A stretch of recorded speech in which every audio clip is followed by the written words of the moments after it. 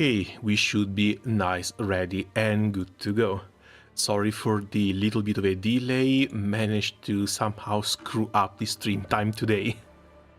Not to mention, my throat is still a little bit sore from yesterday, but still. Arknights and Limbus Company collab was absolutely fantastic. It's just that 7 hours reading absolutely crippled me. Let's see how things go today. Hopefully I won't have to read that much. And we also had the Eternals event over here to grind for. So let's start by going to the shop, getting the journey drops up. I think 5-6 hours should be more than enough. And then we go straight into the main story quest. Also, yeah, sorry, hello there, hello desert, welcome. How have things been going?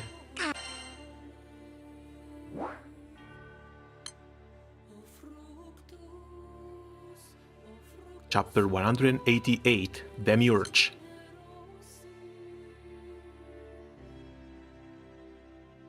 As the captain, Lyria and Deern were fighting the astral god Australia, more and more of the sky realm was finding itself facing astral invaders.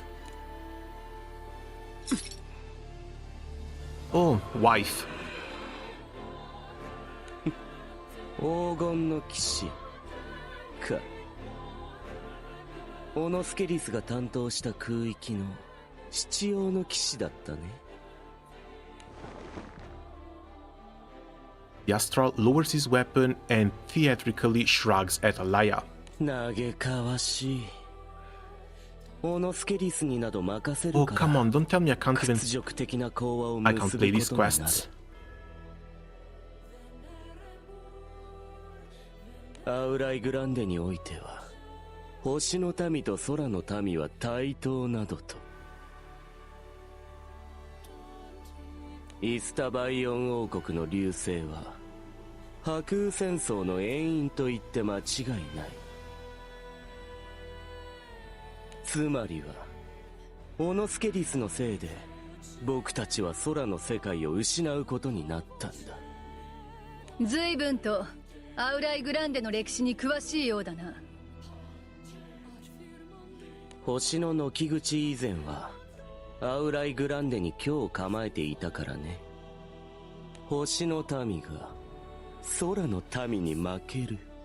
それどころか両者が対等などと。本来決してありえないことなんだ。破空戦争で僕たちが敗れたのはあくまで僕たち星の民の不手際というより、オノスケリスが原因と言って差し支えない。僕だったらもっとうまくやれた。破空戦争だって未然に防げたのに。That's very high talks from a random astral. Not to mention, the biggest mistake they committed was create weapons with sentience in them. As the astral rant of his ancient grievances, Alaya calmly analyzes the situation. お前たちが負けた原因について、私には他の理由があるように思えるが。へえ。遅れた原住民ごときに一体何がわかるのかな。例えば。そのおごりとかじゃな。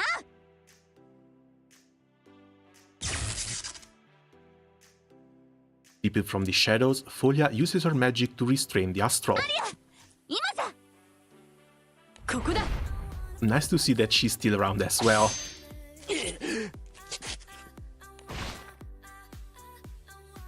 The astral avoids a fatal wound with a quick twist, but still ends up being slashed from his shoulder down to his stomach. 避けられたか。筋力、魔力、反応速度。どれをとっても手強いな。やってくれたな。下等な空の民風情が。姉さん構えて。もう一押しだ。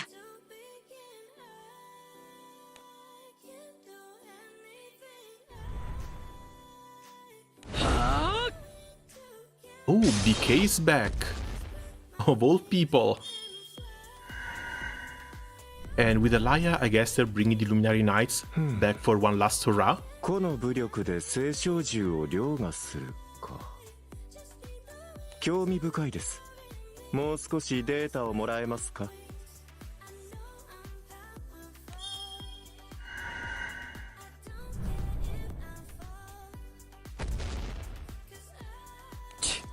キリがないな。それはこっちのセリフです。殺しても殺しても空の民はどんどん増え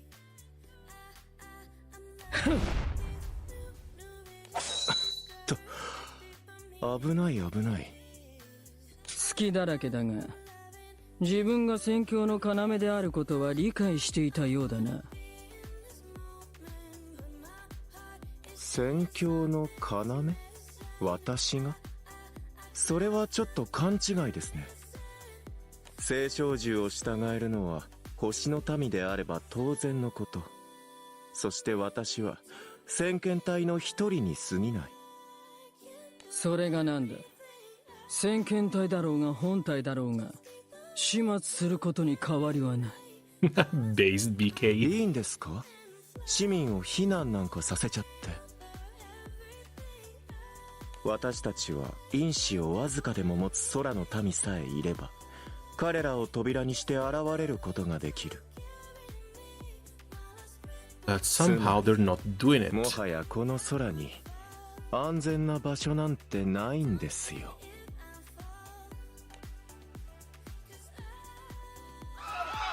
はーい、どんどん来るからどんどん奥に詰めてね。狭いだろうとは思うけどさ、ちょっとの間我慢しててね。Sturm and Drang are working with the Este army to facilitate sheltering efforts. 外に逃げ遅れた奴はもういない。私たちは聖少獣の相手をしに行くぞ。待つんですよ。我が輩も王国軍元帥として前線に。あ、いったちょっとOn Pombern as well. それ浮気じゃないの？うるさい。しかも邪魔だ。相手が相手だ。長期戦も覚悟しなきゃいけない。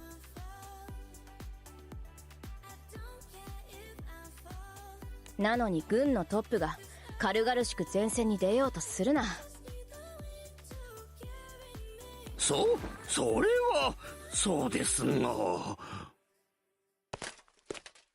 With Pombern silenced, Sturm turns on her heel and tries to leave the shelter. ちょっとシルム殿、待ってって待たない。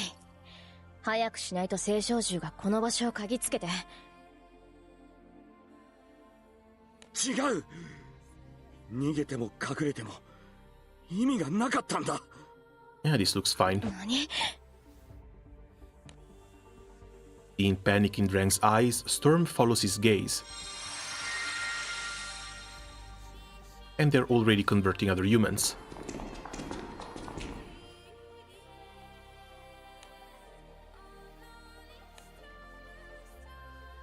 Astrals are starting to appear among the crowd, each one having transformed an innocent sky dweller into a portal.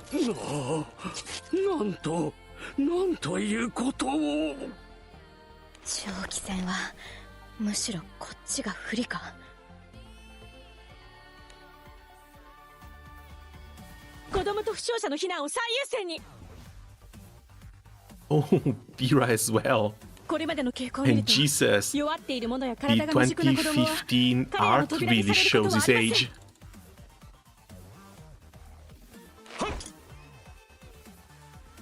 アルビオン、ここは面倒な因縁の絡む島だな。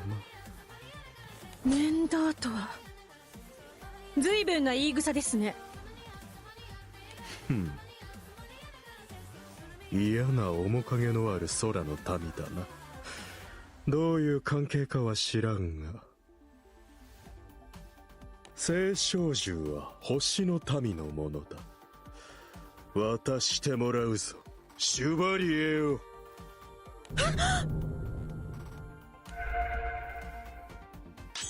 But didn't they fuse? シュバリエ。どんな契約があろうと絶対的な主従の前では無力だ。さあやれ、シュバリエよ。正しき主の命のもと偽りの主を討ち取るがいい。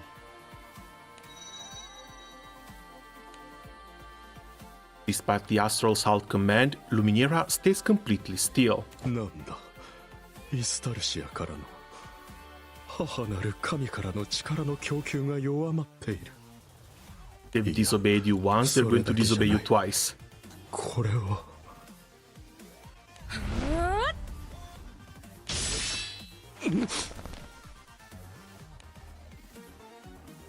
Wait, this isn't Hollow Knight.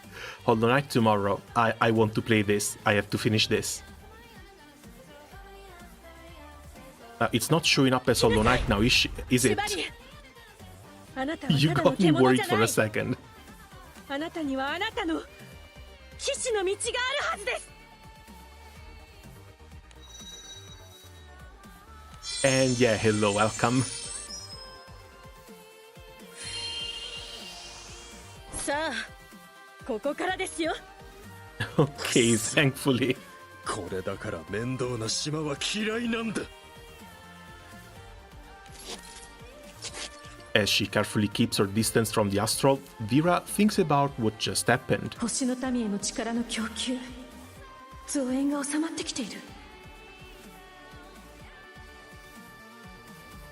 確証はありませんが、きっと団長さんは空のためにまだ戦い続けている。そしてきっとお姉様も。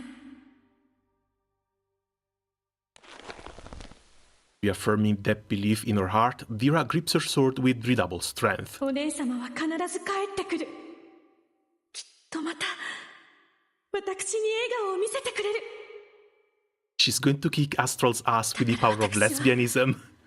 お姉様の帰る場所を必ず守り抜いてみせる。 But hey, if the obsession works, it works. Each with their own reasons to fight, the Sky Dwellers continue resisting the invading Astrals.「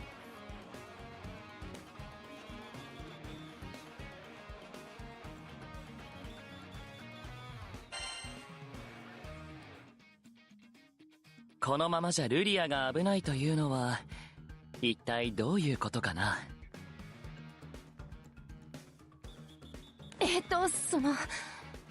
まず私の状況からなんだが。 Harry quickly explains their situation as the Grand Cypher flies through the ほ mindscape. ら、イスタルシアは結局のところ死後の世界だっただろう。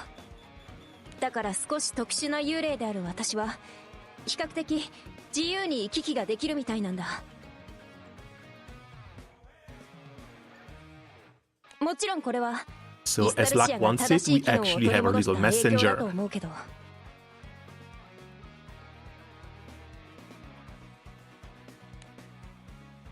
The restoration of Estalucia has given Fairy something of an unexpected power. それで偶然ルリアを見つけたんだ。いたのはメフォラシュみたいな場所だった。そこでルリアたちが盲目の星の民に襲われてて助けようとしたんだけど、私も存在が安定してなくて、一歩踏み出そうとしただけで知らない場所に飛ばされちゃったんだ。それで何とかしたくて闇雲に移動してたら、このグランサイファーにたどり着いたというわけだね。Noah calmly wraps up Fairy's story, and she responds with a nod. 情報を整理しようか。そのメフォラシュもこのグランサイファーもまだイスタルシアの中だろうね。そしておそらくは個々の心象風景が反映された空間がいくつか存在しているんじゃないかな。そしてそのうちの一つに僕たちと分断されたルリアがいて窮地に瀕している。そうだ、早く助けに行かないと。けれど相手は星の民なんだろう。僕たちの火星だけでなんとかなるものなのかな。それは。 As Fairy starts to hang her head, Noah thoughtfully brings up his hand to his chin. 仲間が必要だ。団長さんの気空団の仲間が。仲間？そう。 But あのイスタルシアの管理人は can 言 she っていた。 actually reach them, even though they're ghosts now? 会うことはできるです。でも会えばきっと別れはもっと辛くなるですよ。団長さんの失われてしまった仲 Yes, 間 we're は about to turn these rules on どこの their イスタル head. シアにいる。本来イスタルシア内の自由な行き来は管理人のレルにしか認められていないようだけれど、幸いここには君がいて、僕も多少は水先案内の力がある。二人で協力すればイスタルシアに散った気空団の仲間たちを集めることができると思う。じゃあ。急ごう。時間がないことだけは間違いないからね。Noah uses his power to move the Grand Cipher. Meanwhile, Fairy focuses on searching out the souls of her friends. As if to weave a thread of hope to pull the crew out of its predicament, the two spring into action.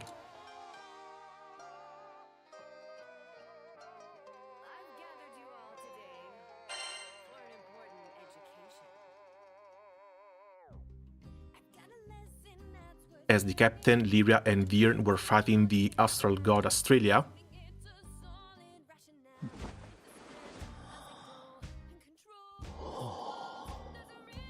alright, bro was busy stabbing people. Demiurge was standing before Galenth, breathing deeply as he looked up at the sky with blank eyes. さて、こうしてゆっくり話すのは何年ぶりだ。お前のことは心残りだったんだ。まさか解消できる日が来るとはな。I surprised my fighting game player friends this. Ares was originally to the fighting game. でもない機会。 Wait, Ares? それは私にとっても同じこと。 Don't you mean Versusia? しかしながら予感がなかったといえば But yeah, despite all this time, でしょう。 Katharina's stand. 心願成就。その直前にはきっと Hold on, was it? 立ちはだかる。 Because I seem to remember that the first time Katharina's stand popped up was for Relink or something. Or maybe I'm remembering wrong that it actually was the fighting game. 覚えておいでですかな。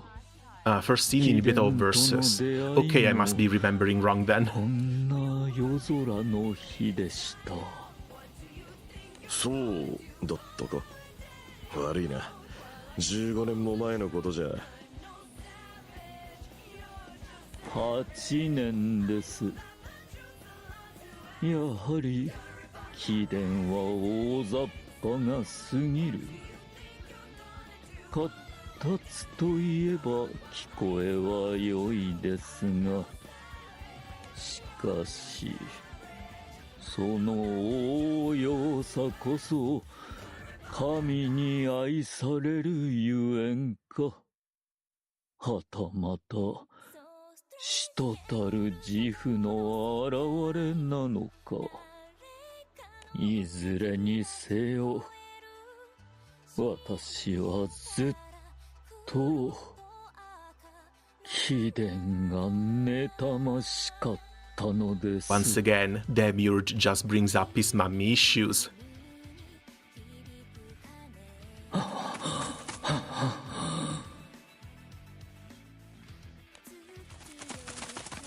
大将は森に逃げ込んだ。第二波迎撃用意。決して取り逃がすな。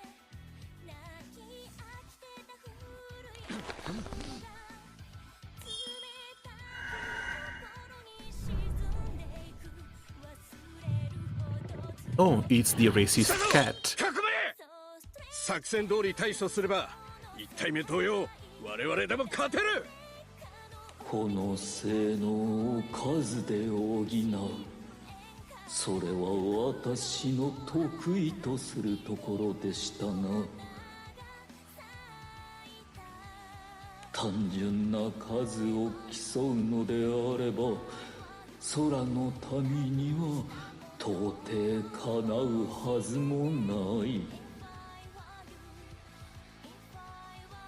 組織、対聖少獣に特化した集団であり、その手際は見事というほかなかった。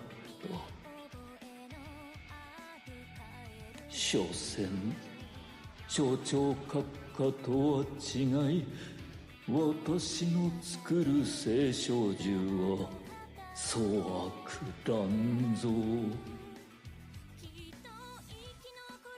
閣下に助言を賜るか、核に力ある存在を使わない限りは強力な獣を作ることは叶わなかった。ましてや司令官殿のように自らが武勇に優れるということもない。ゆえに私にとってこの窮地は逃れぬ定めだったのでしょう。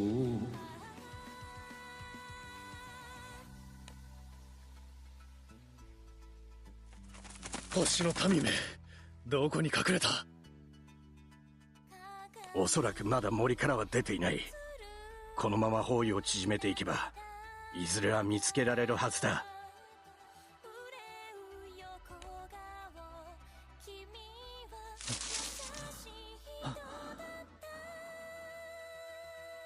聖少獣を狩ることを生りとする者たちに正体を感づかれてしまうとは。手持ちの駒も残りわずか。ましてや逆転の一手足りうるものはない。In a dark corner of the forest, Demiurge looks up at the sky. なんと惨めな。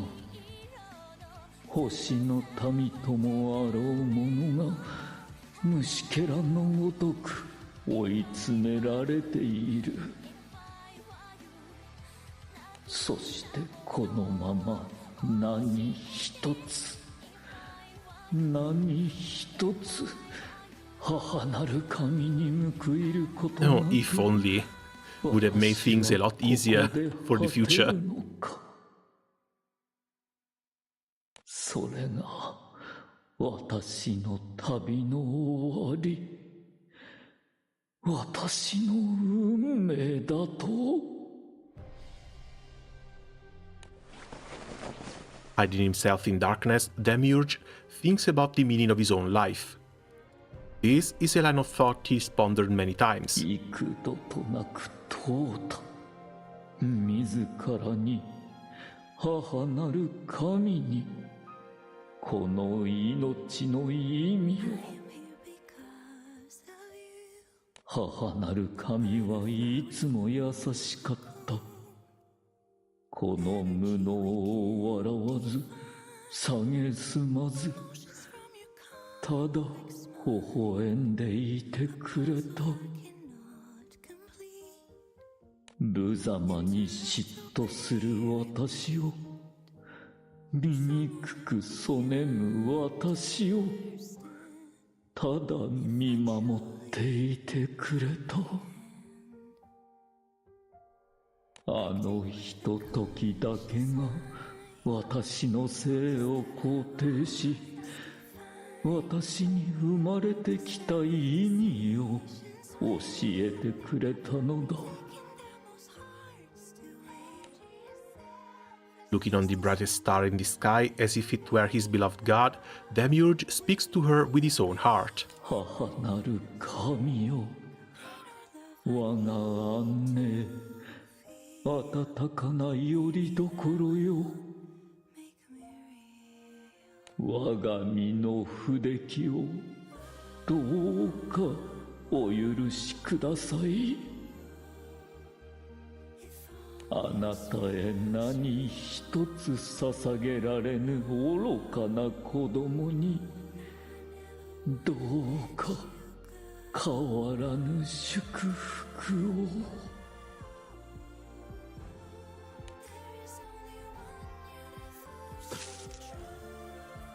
なんだお前、まさか奴の仲間。お前も星の民か。それなら容赦は。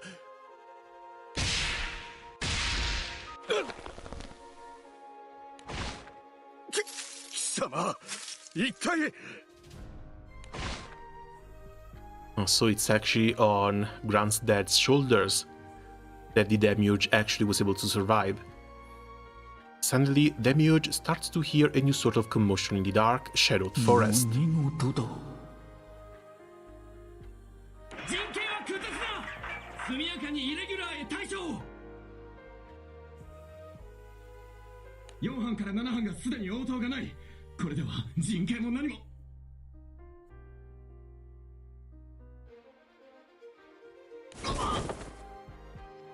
連中が何かと戦っている。状況は劣勢。星の獣をも退ける集団が。What's even funnier is that they're fighting a punchy boy.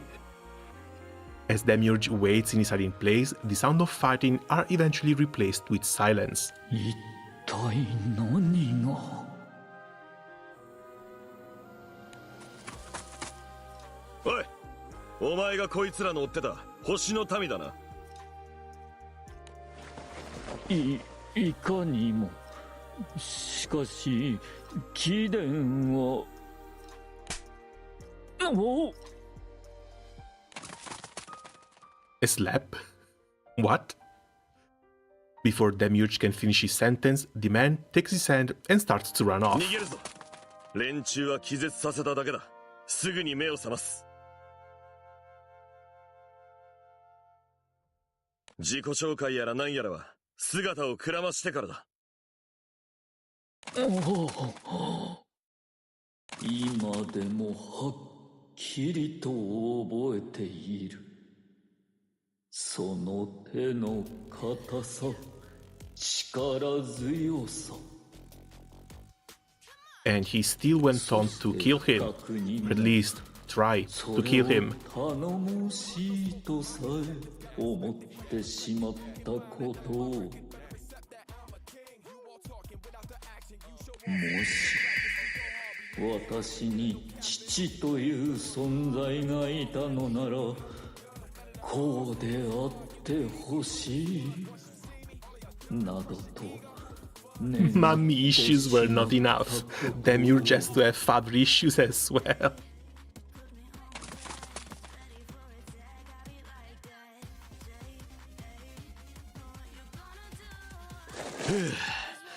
こんだけ距離を取りゃもう追ってこれねえだろ。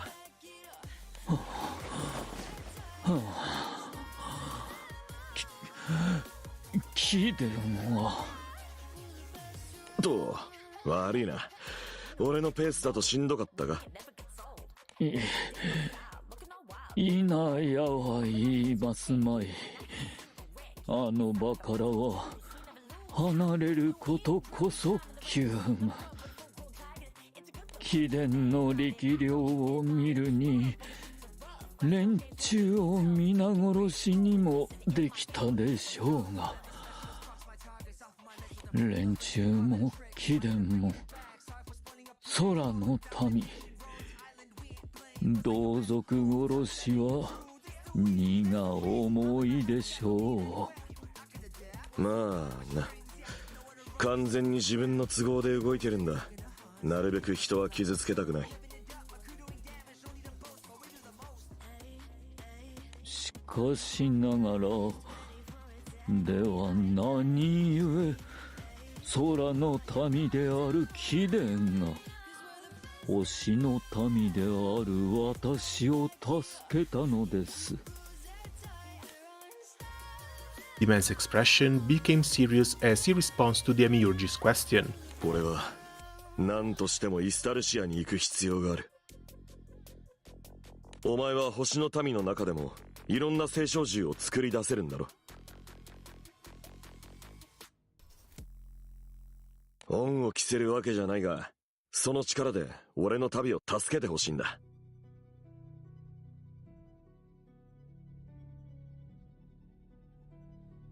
つまりイスタルシアを目指し共に旅をしようと。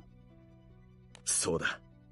ただどう考えても楽な旅じゃない。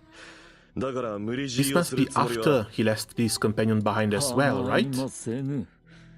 What did I miss?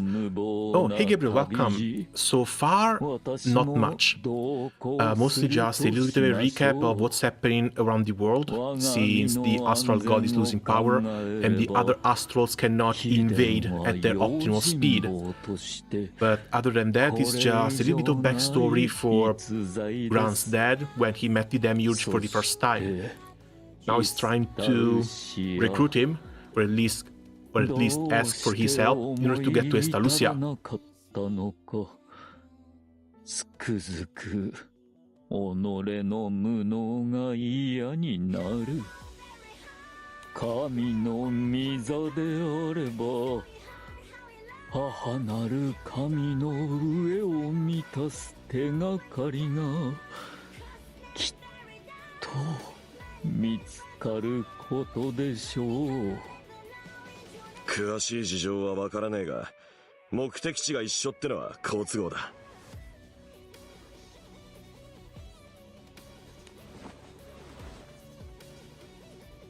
The man extends his hand to the Demiurge with a grin. 俺はガラント。短い間だろうが、これからよろしく頼むぜ。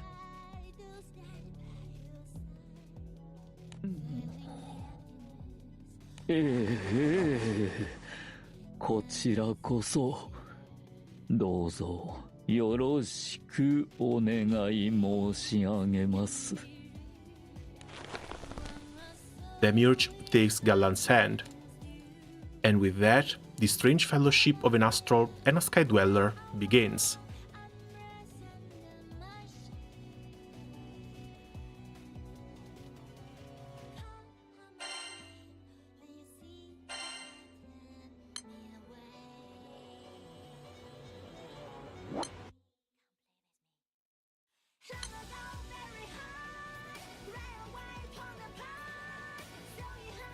それからの旅は私にとって得難いひとときだったことは認めざるを得ないでしょう。無論故郷での母なる神との仰せの次にという点は揺るぎようもありませぬが、奴の身の上が気に障るものの、私も安らぎを得ていたのです。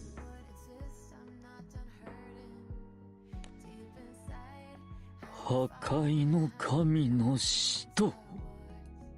28 of these. そうしてザンクティンゼルから俺たちの旅は始まった。 I think I'm farming the right raid. Because if I remember correctly, one of them I'm almost done with when it comes with the books.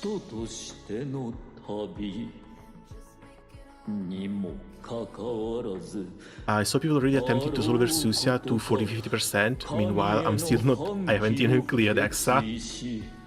I haven't gotten into Exa either, but apparently there's a strat for Win Magna to get Estalucia down to 50%. After that, the other 5 players should be able to burst it.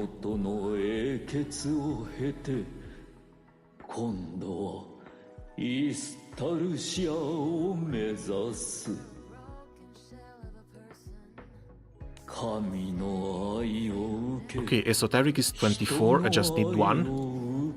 Need 11 more Martial, and then we move on to the 3rd grade for the Virtuous.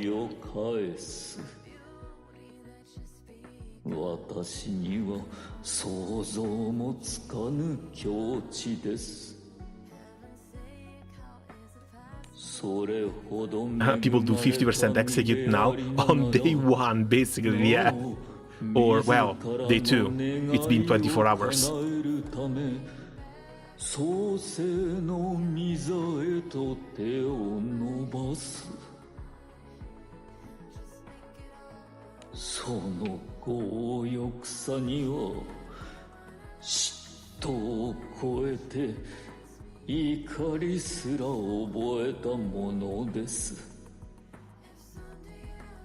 Demiurge is so damn jealous. Jesus Christ.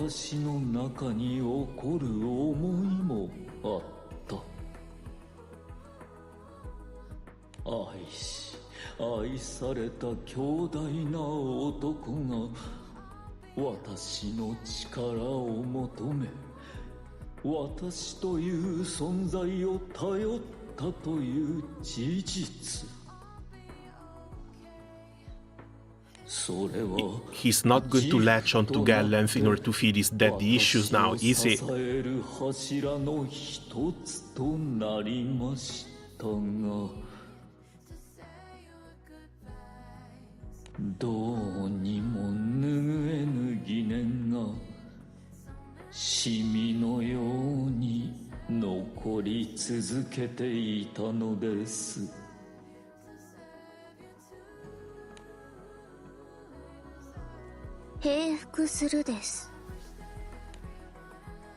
Gallant and Demiurge have reached Estalucia, where a speaker demands their reverence.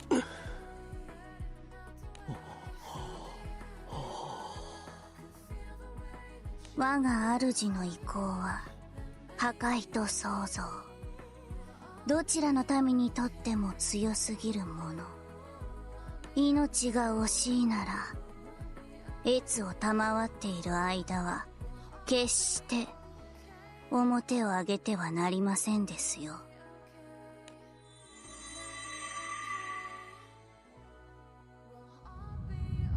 As the two obey and wait, omnipotent power starts to fill the air. All existence around them shudders in worship and joy, indicating that the mighty ruler of this world has arrived. 我が眼前には創世の神が、母なる神のあるべき形、その尊きお姿が我が眼前に。 Oh, that's how he goes blind. His fervor for God, his desire for his mother, and curiosity as a researcher strips away Demiurge's rationality. The wish to engrave into his own eyes the image of this great being overcomes him.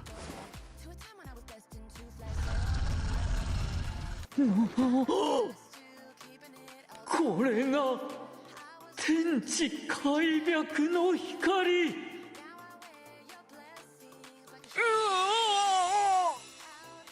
デミウルゴス。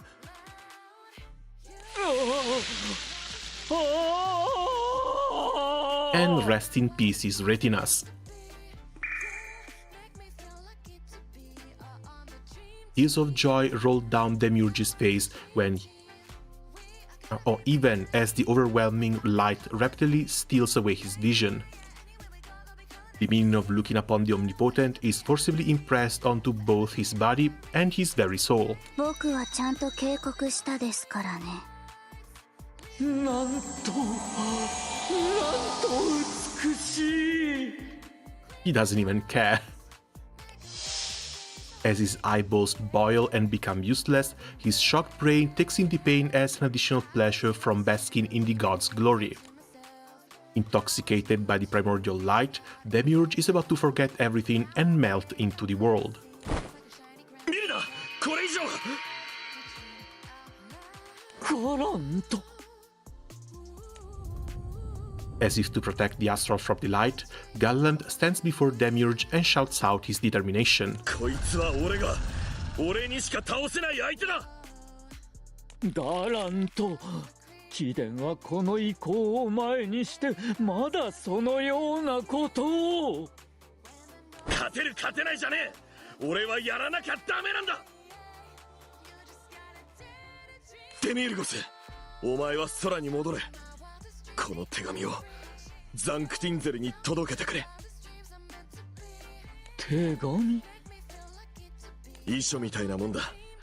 創世神を相手にするんだ。それくらいの準備はしてたさ。それに旅の果てにどこに至ったか何の手がかりもなけりゃあいつも困るだろうからな。遺書ですと？ならば貴殿は。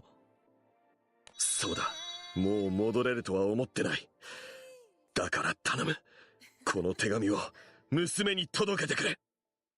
I guess that happens when you want to go and punch God in the face.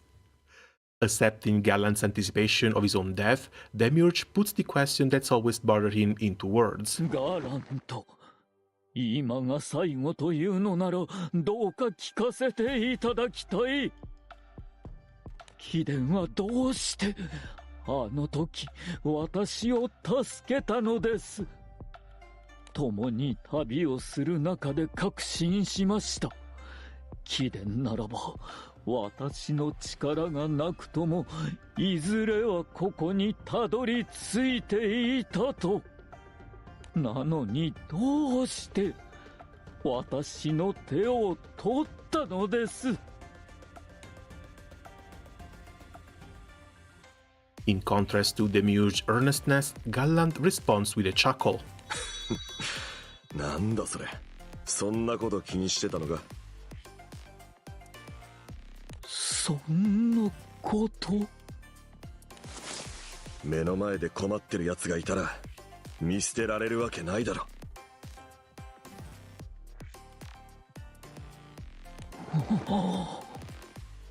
ヒーロー、まさにそう形容するしかない答えでした。ゆえにこの時私は理解したのです。私は何としてもこの男を殺さなければならないと。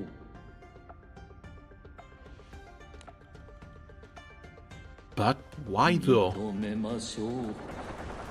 私がガラントに感じたものは憧れであり。That is one hell of a 180 from admiration to murder. しかし私は対等でいたかった。奴が私を頼ったということは互角の関係であるはずだと。目の前で困ってる奴がいたら見捨てられるわけないだろ。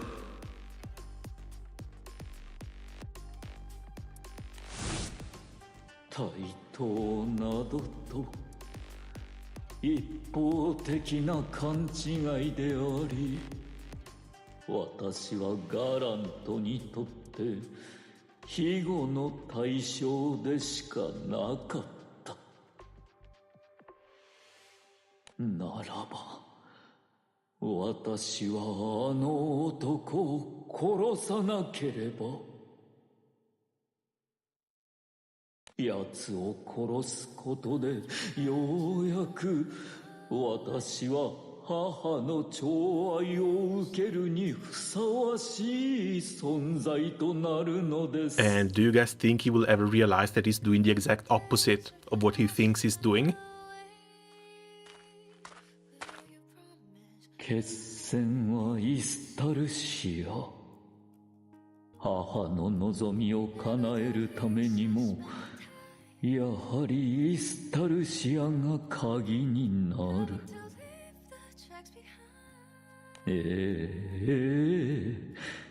必ず届けましょうとも、この手紙を貴殿の巫女に。因果はイスタルシアに収束する。ガラント、貴殿の巫女ならば必ずやイスタルシアを目指す。それすなわちクーズのかけらを巡る旅。その旅路の中で巫女は知るでしょう。イスタバイオン王国との因縁を。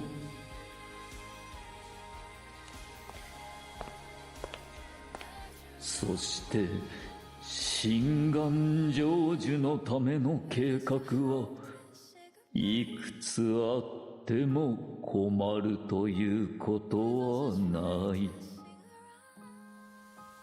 歯車が再び回り始めるその時まで実験を重ねつつ、私はこの島に身を潜めるとしましょう。しがない盲目の劇作家レプティとして。And even his repti persona was part of a 15-year-long plan. The latter would quickly plant great longing into a girl's heart and guide her to the sky. But at the same time, it put the astral steadily plan into gradual motion as well.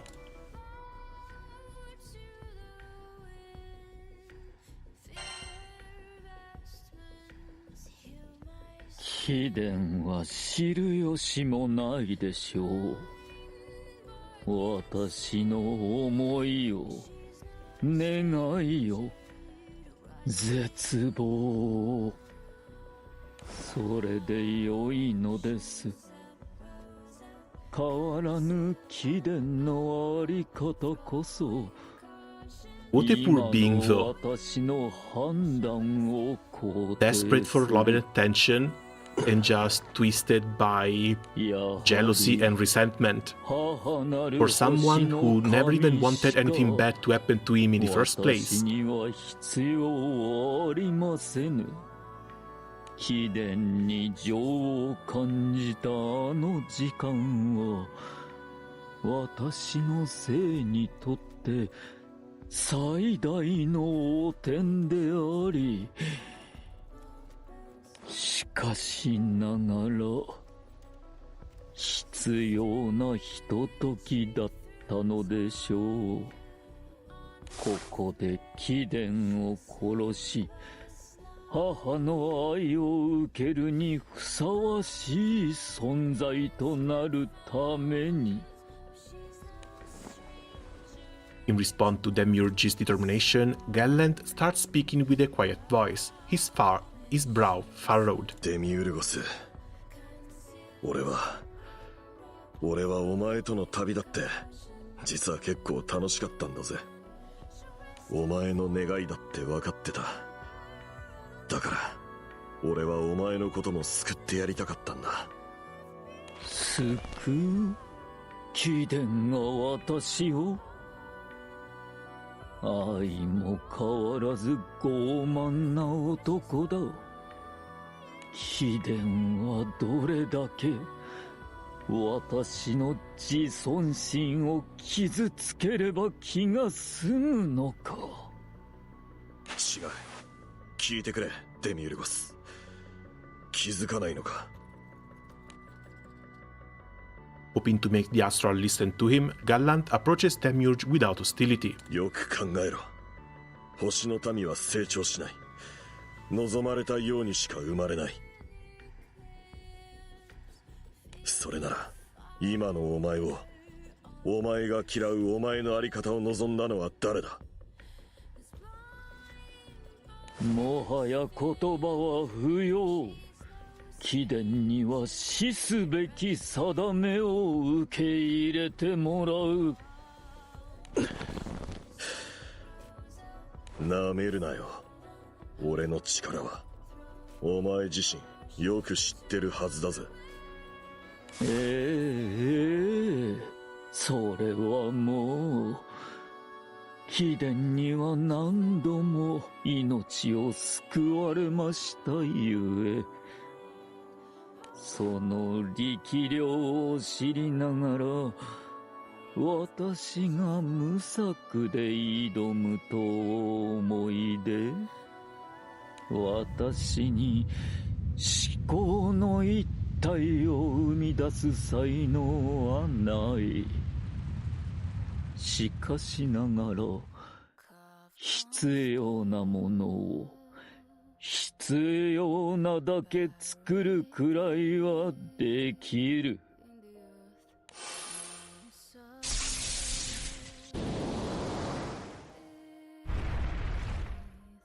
貴殿を殺せる私を作り出すことくらいは。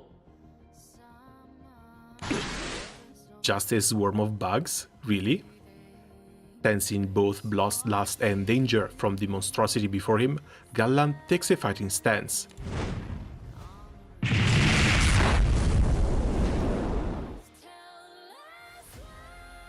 First blows of the fated clash ring out moments later, sending shockwaves through the artificial night sky.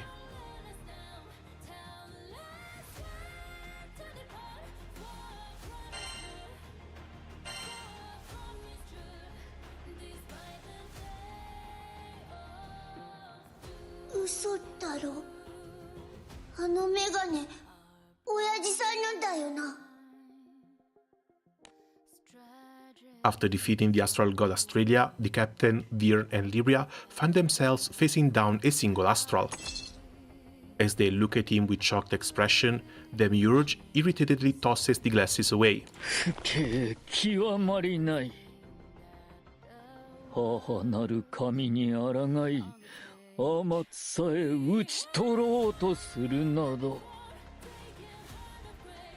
What have you done to my dad? 殺しましたとも。私は奴を殺さなければならなかった。形をとどめておけなかったゆえ、証拠は身につけていたものとなってしまいましたが、首の一つでも抱えてきた方が理解が及びやすかったですかな。But that is still somehow not all that believable. 嘘だ。母なる神に虚偽を捧げるほど私は落ちぶれてはおりませぬ。私はようやく英雄気取りのあの男を殺すことができた。故に私は母の愛を得るにふさわしいものとなったのです。Listening to Demiurge's words, Australia gently reaches out to him and strokes his hair. えらいデミウルゴス、あなたはよくやったわ。でもお母さんのためにもう少しだけ頑張ってくれる？もちろんですとも。何より私自身、奴らを感化することはできませぬ。母を守るのは愛された子である私の役目。その期待に見事応えてみせましょう。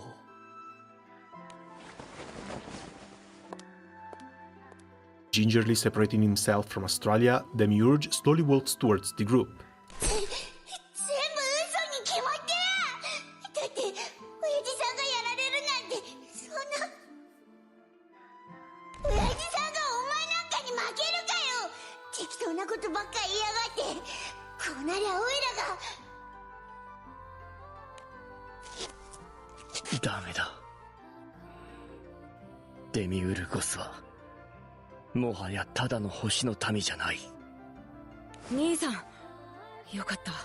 意識が戻ったんだね。でもまだ万全じゃありません。安静にしていないと。デミウルゴスは自分自身の体を青小銃で改造したんだ。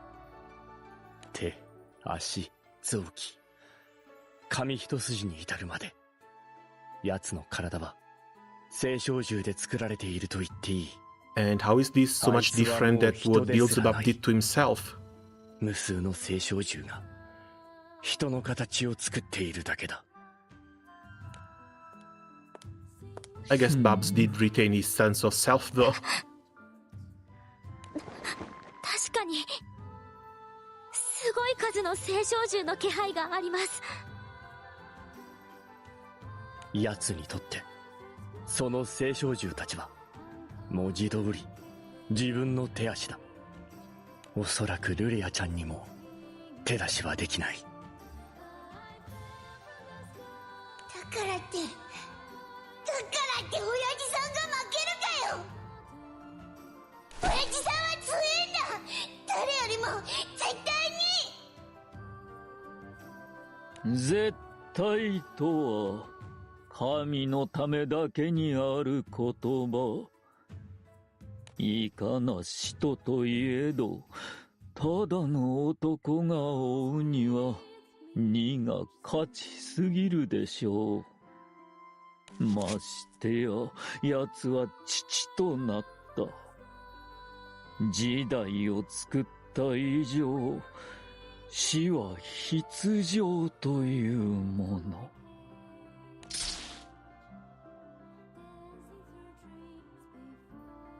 As Demiurge approaches, the captain steps forward as if to protect the rest of the 素 group. 晴らしい。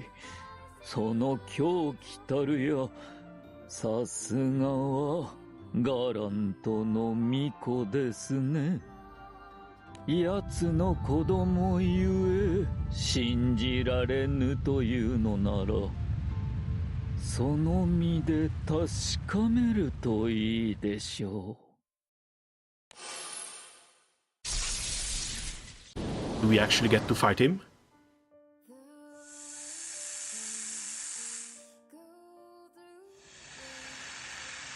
And of course he would have snakes.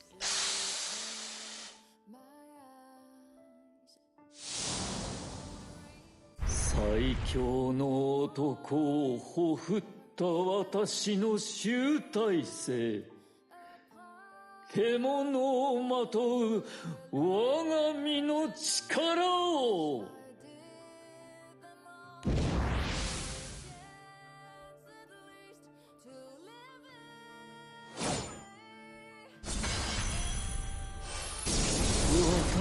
Okay, I still can't get over the way they made Bjorn for the new sprite. I feel so much power coming from all the primal beasts inside him. You'll pay for what you did to pups. Take down the legion of primal beasts, making up the Demiurge's body. Okay, that's just heal and everything else is locked. How pitiful that man was. His last hope, his progeny he gave his life to save, will end up dead here anyway. 駆け巡る疾風、安寧の加護。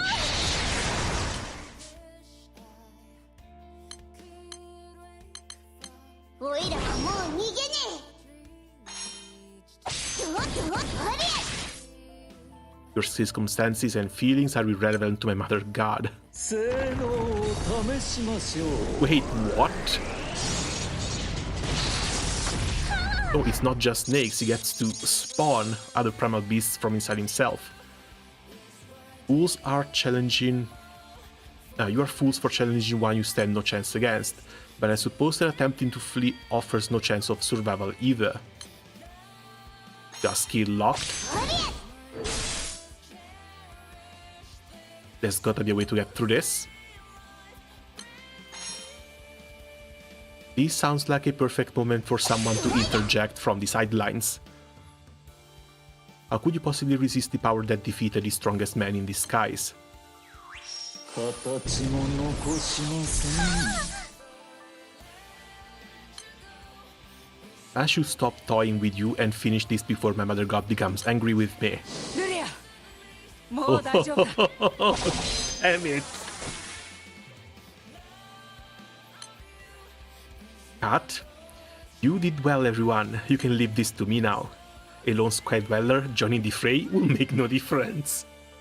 Little does he know, if Catalina is here, everyone is here. Who said she was alone? I was worried for a bit there, but it looks like we made it in time. Oh, it's the SR version. Wait, that Viren ain't a bitch anymore. Hey Marcelo, welcome. Yeah, Viren got a bit of an upgrade last time. Actually growing up into a mini Bahamut.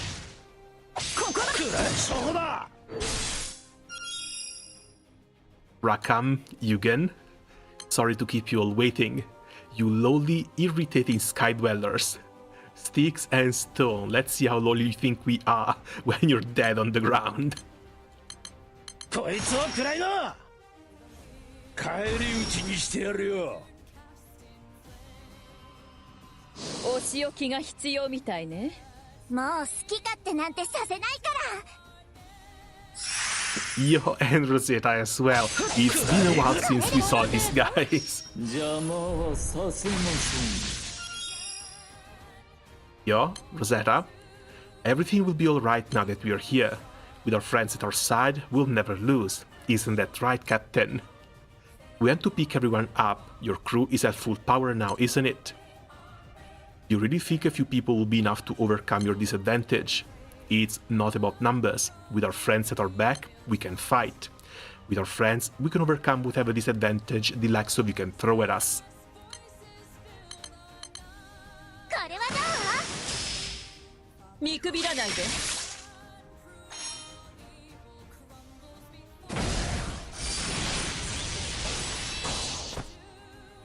これが採用の技の極致。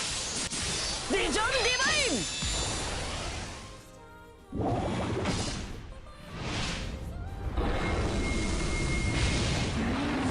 この距離なら外さねえ。かっこつけさせてもらうぜ。 Okay, all they did was merge charge attacks, but this still looks really damn cool. 私たちは守ると誓ったんだ。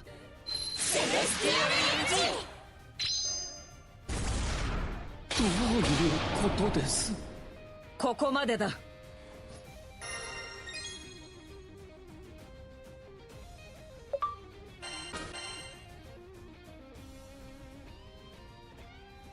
We're going to have a word with Rel as well, because we're bringing them back. There's no way we're not bringing them back. 覚悟はいいな。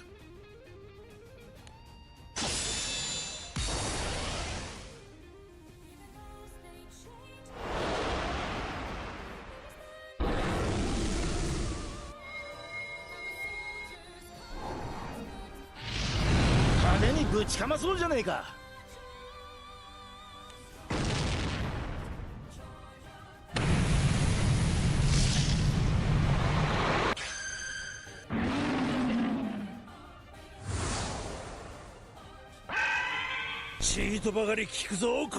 Bro got snakes, we've got the snake.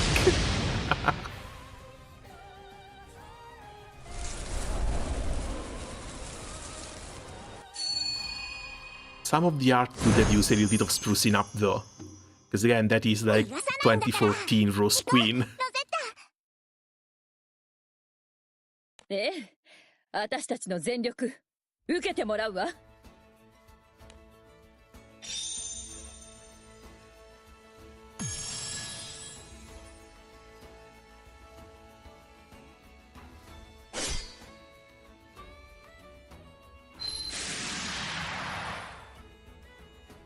The power of the reunited crew combines into a single beam of light that engulfs the demiurge. ありえない。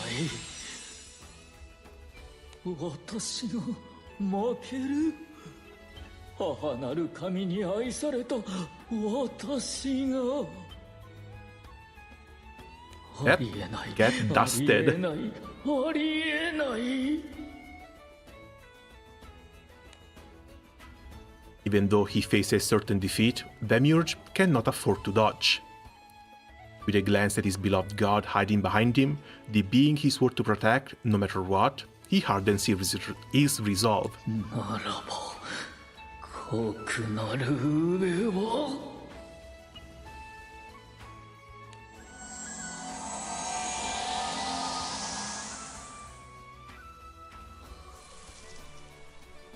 He's already getting dusted. What other options does he have? どうやら片付いたようだな。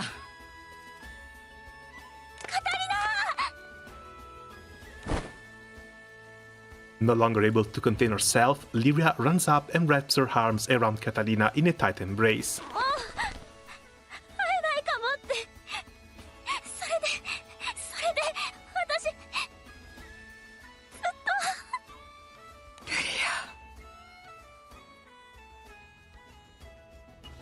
'You're late.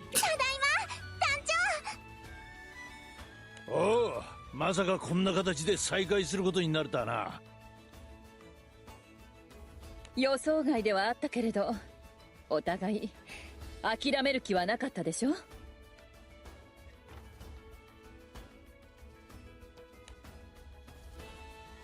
すまない。駆けつけるのがギリギリになってしまって。事態は混迷を極めていたようだね。手遅れになる前に合流ができて本当に良かった。That girl's cute, the adult Lyria. 何はともあれ、これで That is the astral god, apparently. あとは残った星の神を星の世界に追い返しゃ。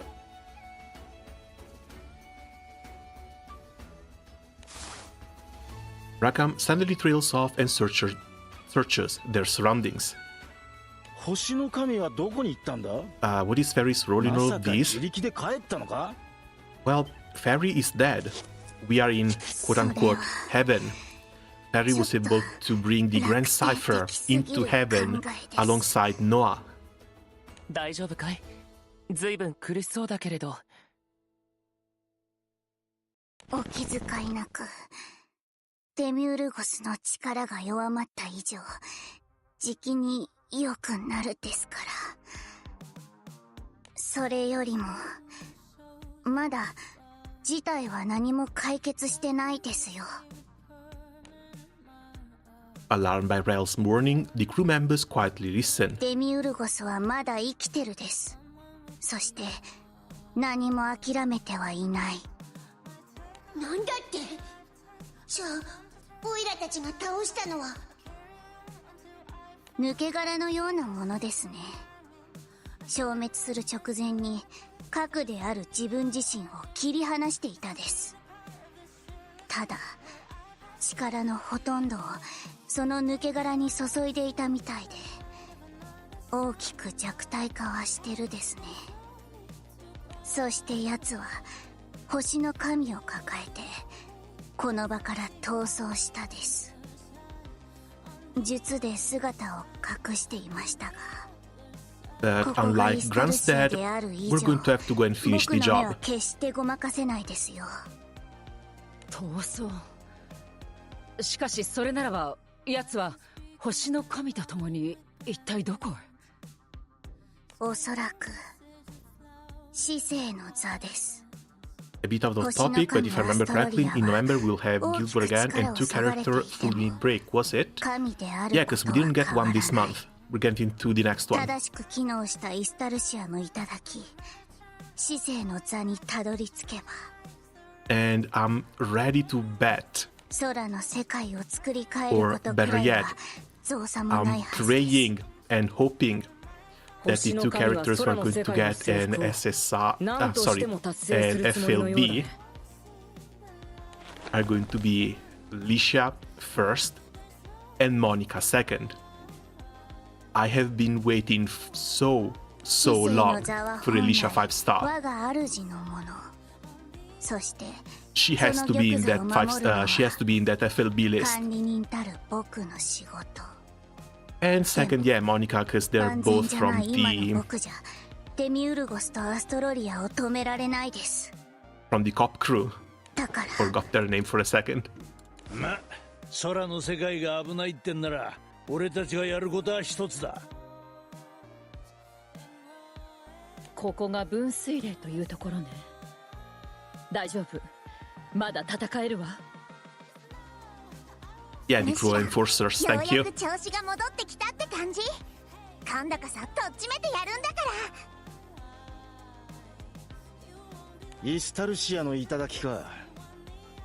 グランサイファーで追いかけりゃすぐに追いつけるか。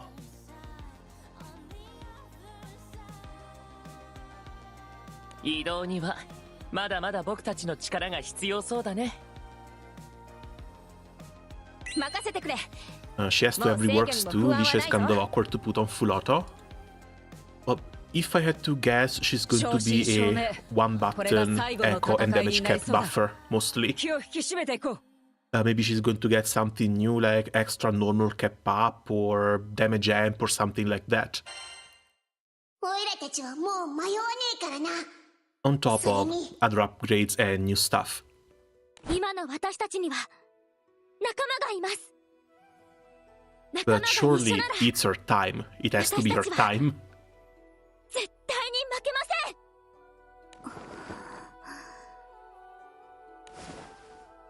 せん。 Moved by the crew's confidence and enthusiasm, Rel bows their head again. 空を、世界を、よろしくお願いするです。 With that, the captain's crew boards the Grand Cipher and makes for the final battlefield.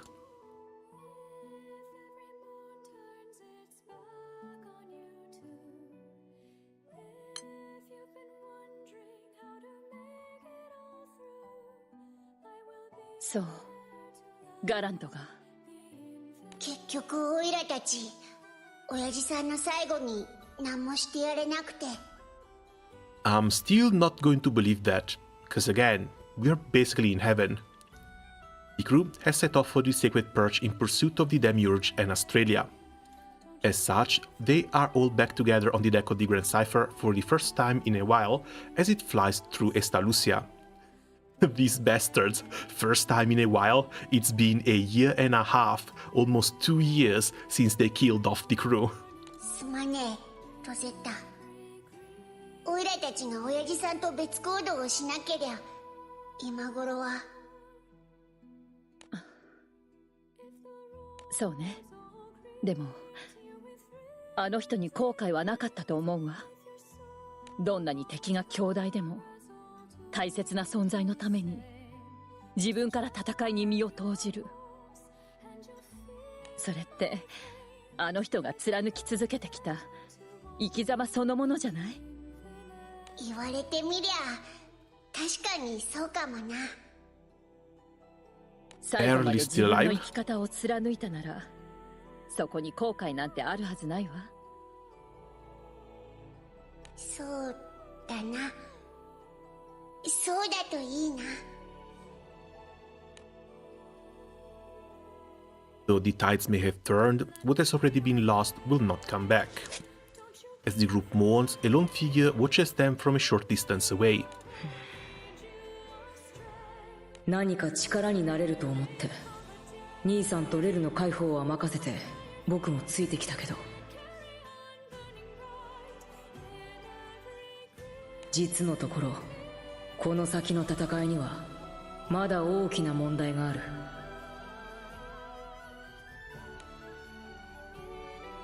Maru, I'm going to guess Maruzensky from Uma Musume. Also, then, congrats. The temporarily reunited group is being swept up in emotion, but Loki is calm enough to analyze the situation. 神は不滅であり、滅びない。だから兄さんは、星の神をルリアの中に封じ込めようとしていた。弱っている今なら、何かしらに封じることは難しくないだろうけど。それはそれで、間違いなく新たな火種になる。かつてロイドに封じられていたアーカー社がそうだったように。そうなると他に考えられるのは星の世界に送り返すという方法になる。But that's not really feasible because she's just going to do whatever the hell she wants. よりしろとすることでルリアと強いつながりを持ってしまった。星の世界で力を蓄えたら今度はルリアとのつながりをたぐって再び攻めてこないとも限らない。Conflict between the astral and the sky realm is an ancient one, and history testifies to what kind of horrors it can create. 理想は星の神を空の世界から切り離した上で星の世界に送り返すことだけど。Forgot to ask, as you acquired Feather Origin, how do you like it so far? I haven't really been able to use it properly so far, because it's still level 9, level 10. Oh wait, no, I think I brought it to 15, but can't see anything here. Needs to be way higher level to unlock these skills. やれやれ。本当にここ最近の僕はらしくないや。お前は高みから俯瞰していたのではない。地に足をつけず、どの立場にも立たず、相対すべきものから逃げ続けていたに過ぎない。お前はこれまで無軌道に立場を変えて世界を振り回し続けてきた。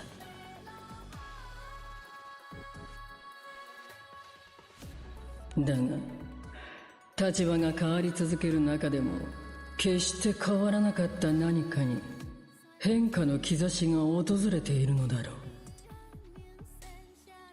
う。お前が何に執着しているのかは知らないが、変わらぬことに固執すればその先には破滅しかないぞ。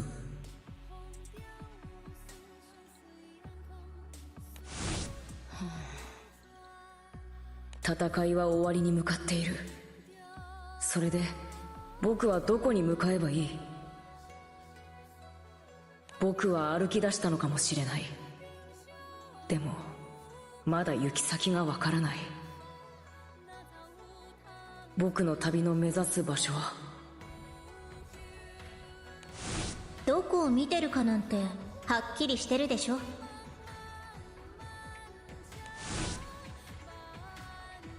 Loki looks up at the sky, troubled by the lack of an immediate answer to his question. 考えたこともなかった。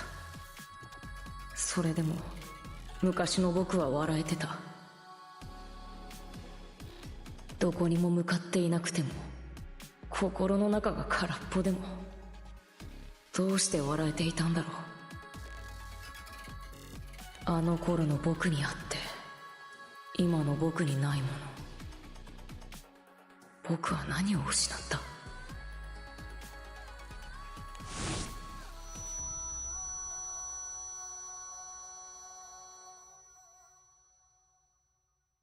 ？Nah, Loki misses his dog. To his simple question, a simple answer arises. And from it, Loki starts to understand what he wants. Fenrir was a primal beast, though I'm not sure we can find her in Estalucia. He's likely going to have to go back to the battlefield, find her core, and try to repair it. if that's even possible. Demiurge is desperately running through a vast silent space.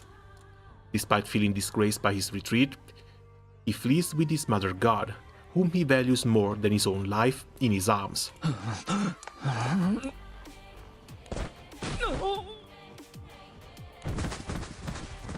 Upon trying to slow down and catch his breath, his legs shake with exhaustion and he trips. 申し訳ありません。母なる神よ。大丈夫。少し疲れちゃったかな。いえ、私は。Level 13. I think it gets a decent skill up to 20, but it takes time. Suddenly, the memory of losing despite all his preparation flashes through the Demiurge's mind. 母なる神よ。ここが私の限界やもしれませぬ。策を練り、手を尽くし、そして矜持をも捨て去り、奴らに背を向け逃げてまいりました。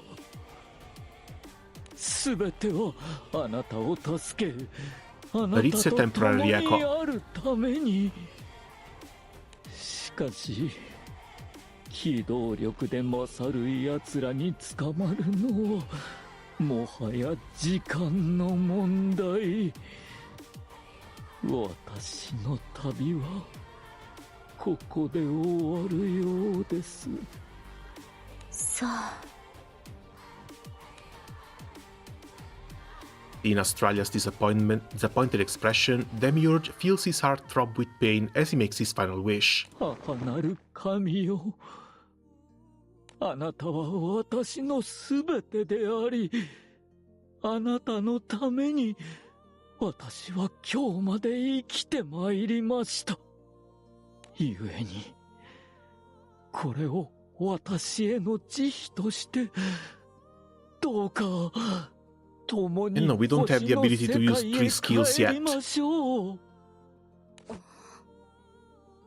傷を癒し、力を蓄え、気を改めて空を撃つのです。リバタリア島で蓄えた軍隊心、アニマ・アニムスなどの研究成果もございます。Oh god, not Anima. That thing is annoying as hell. お時間さえいただければ、必ずやこのデミウルゴスが母なる神の渇きを癒し。どうしてそんなことを言うの？真意に沿わぬことは重々承知しております。しかし、それでも私は悠久の渇きを癒し、あなたと共にいたいのです。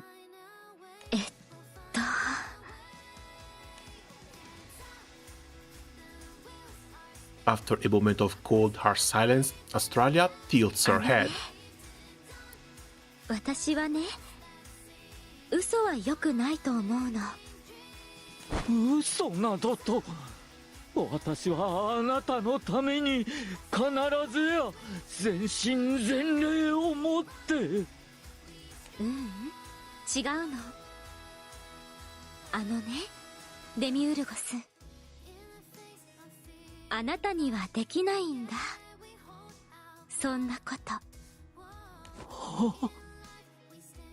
空の影響を受けたことによる誤差かな。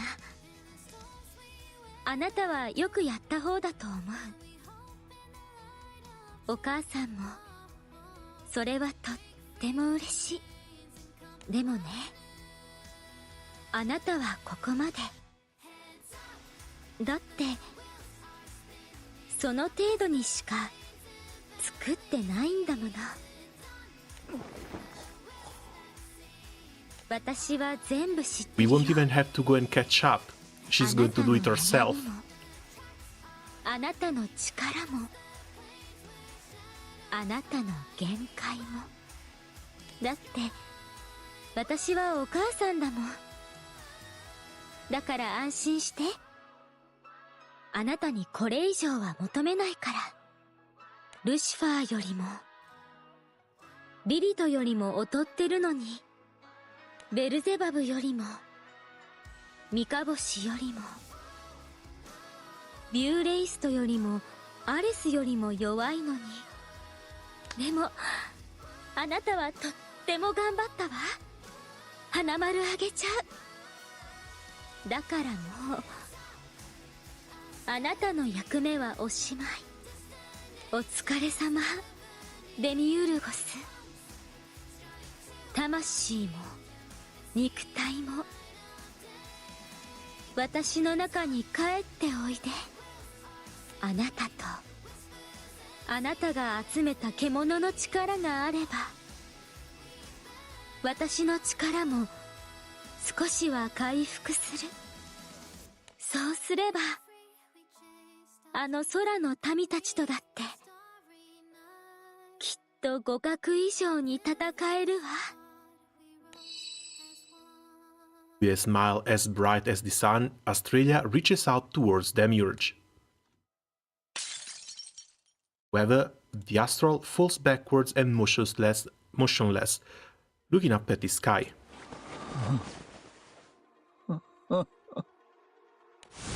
よく考えろ。星の民は成長しない。望まれたようにしか生まれない。それなら今のお前を、お前が嫌うお前のあり方を望んだのは誰だ。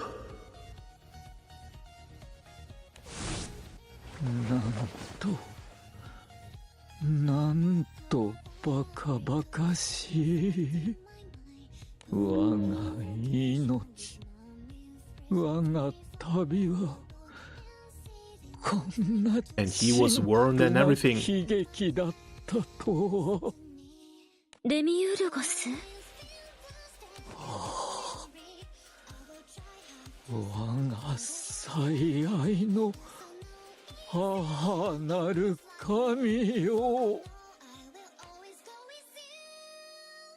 Demiurge softly smiles as his bemused god, and reaching out,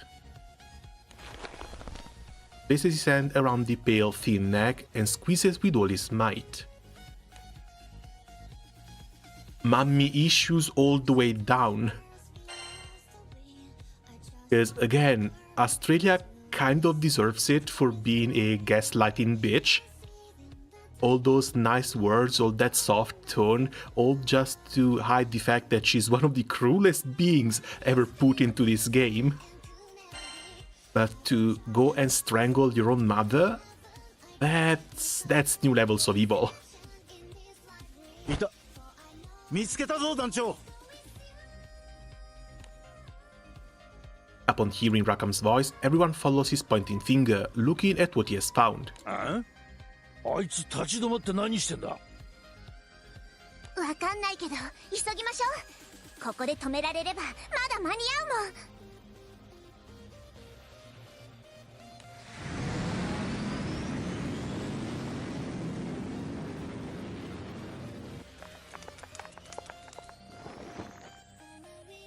Members quickly disembarked from the Grand Cipher and rushed up to the Demiurge, only to find him on his knees with his back turned to them. ここまでだ。星の民デミウルゴス。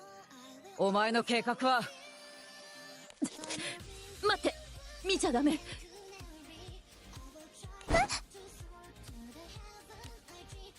Oh, right, we have children with us now.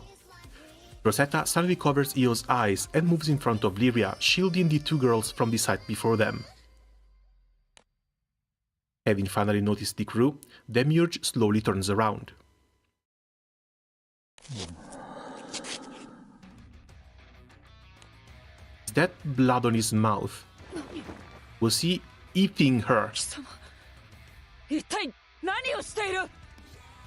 私はオイディプス王にはなれなかった。はあ、なんでそれが。お前星の神を食ったのか。真の意味で母の愛を手に入れることは叶わなかった。もう未来などいらない。未来に待っていたのは絶望だけだった。 Yeah, no point in even letting him talk, just delete him. 私が母 Just と delete 一つになるに him. は Rakam, gun. これしかなかったのだ。ひどい。君はなんてことを。いよいよ来るところまで来ちまったって感じだな。デミウルゴス、お前は。もういい。パンドラの箱に残されていたのはやはり災いだったのだ。未来には絶望しかないのだから、もう一歩も進むつもりはない。世界という旅人はここで死に、未来という旅路はここで終わる。 Why are we referencing Oedipus and Pandora? Well, Oedipus, because his Oedipus complex was completely out of this world. Pandora, I'm not so sure. But I guess the Pandora's box can't really be closed once it's open, right?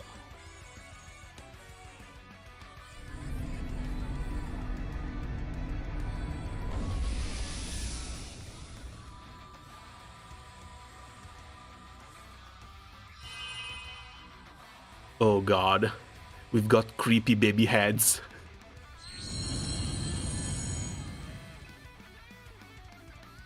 The hell is that? The form he has taken is too horrifying to be called divine. It represents neither some noble philosophy nor any primal thirst. Rather, the synthesis of astral and astral god embodies only despair for the future. 未来は閉ざす。旅はすべて終わらせる。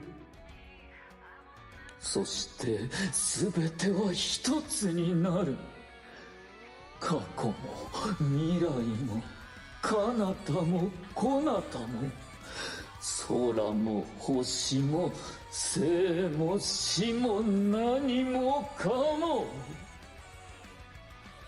疑似創生神アンティゴネロスの名のもとに Was I omnipotent? おいおいおい、またとんでもねえもんが出てきやがったな。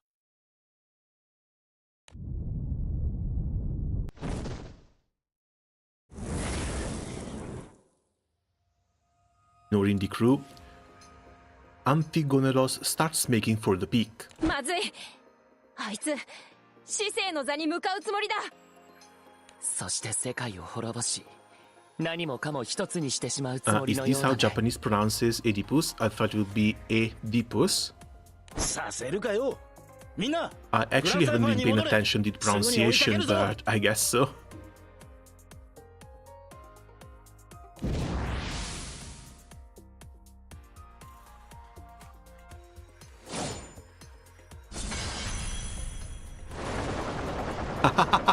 Instead of the summons, we have the Grand Cipher. 世界の終わりに歓喜せよ。 You can't know that your own journey will end in despair. Nobody can. Technically, his journey should have ended already. I will help you follow him to the Sacred Perch. Just focus on taking him down. I'll be the vanguard. Let's do this.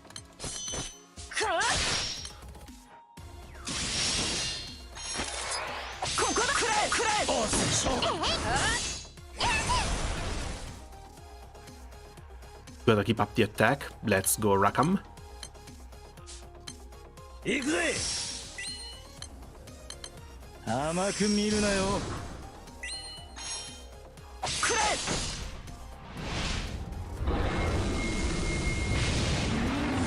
この距離なら外さねえ。かっこつけさせてもらうぜ。Fools, I am trying to grant all travelers blissful serenity. In death, no thanks, we don't need it. Base the off. Want to keep moving forward, even if their hardships are waiting us. The story has come to an end. This should be the end for the first arc of the story. Like, the first proper arc of the story. The entire Estalucia arc. Then, of course, there's going to be, like, a second part.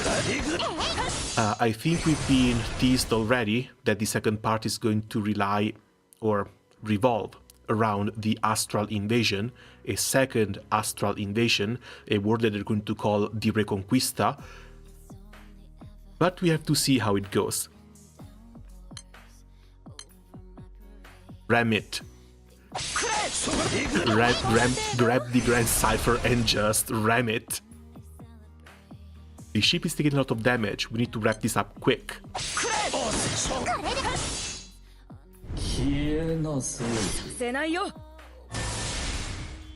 Not to mention, there's a fight type, and I'm pretty sure we're going to get 2 new bosses for it. The trial thingy that gives you the sense. We can fight 2 now. Get that lizard out.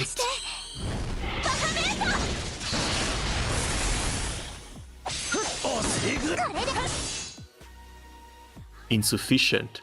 You will need power many times greater than that to defeat me.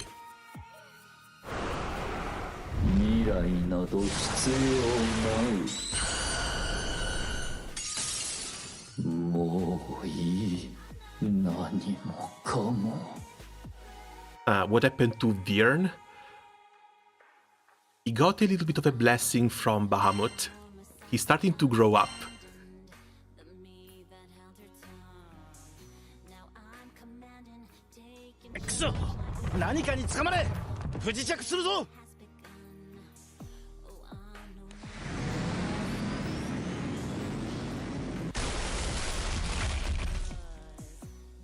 Oh, 全員無事か。なんとか。まずいわね。これじゃもう追いかけることなんて。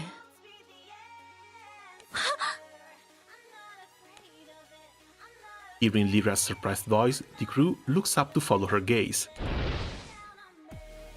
He didn't go anywhere.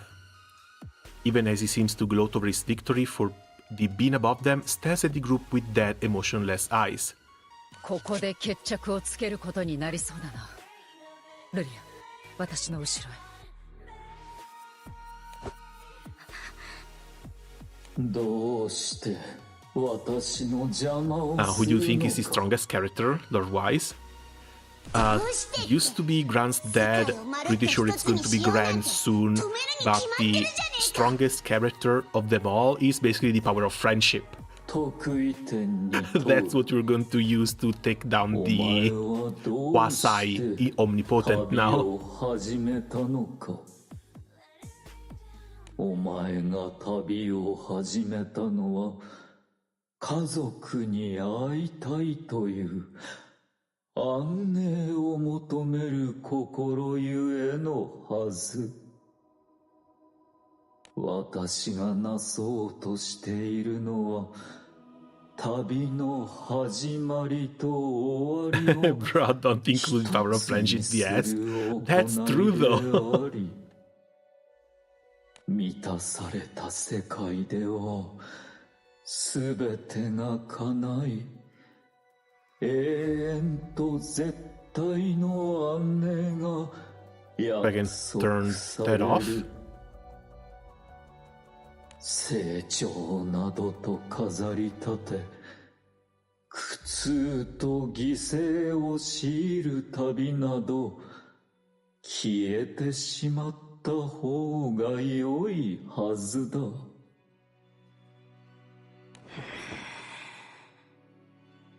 そして未来とは時間的な旅なのだから、未来もまた必要ない。これらはすべてあらゆる旅人にこそ肯定されるべき行いである。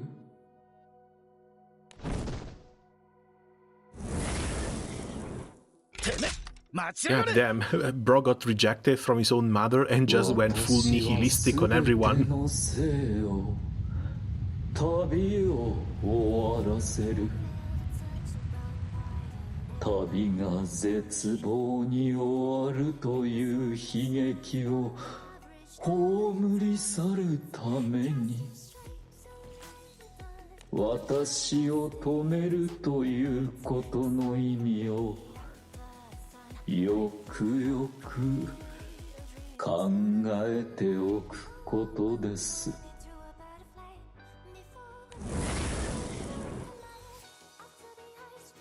With that, the unholy mass leaves the group behind.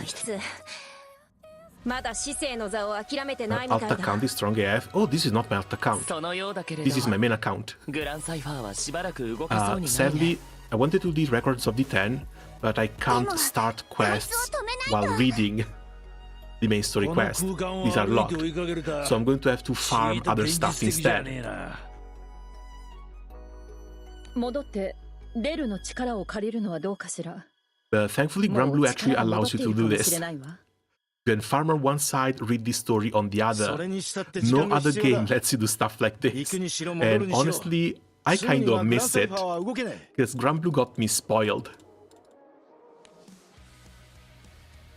As the group thinks, Loki turns to the captain. 団長さん、すべての旅を終わらせるというさっきの話、君はどう思う？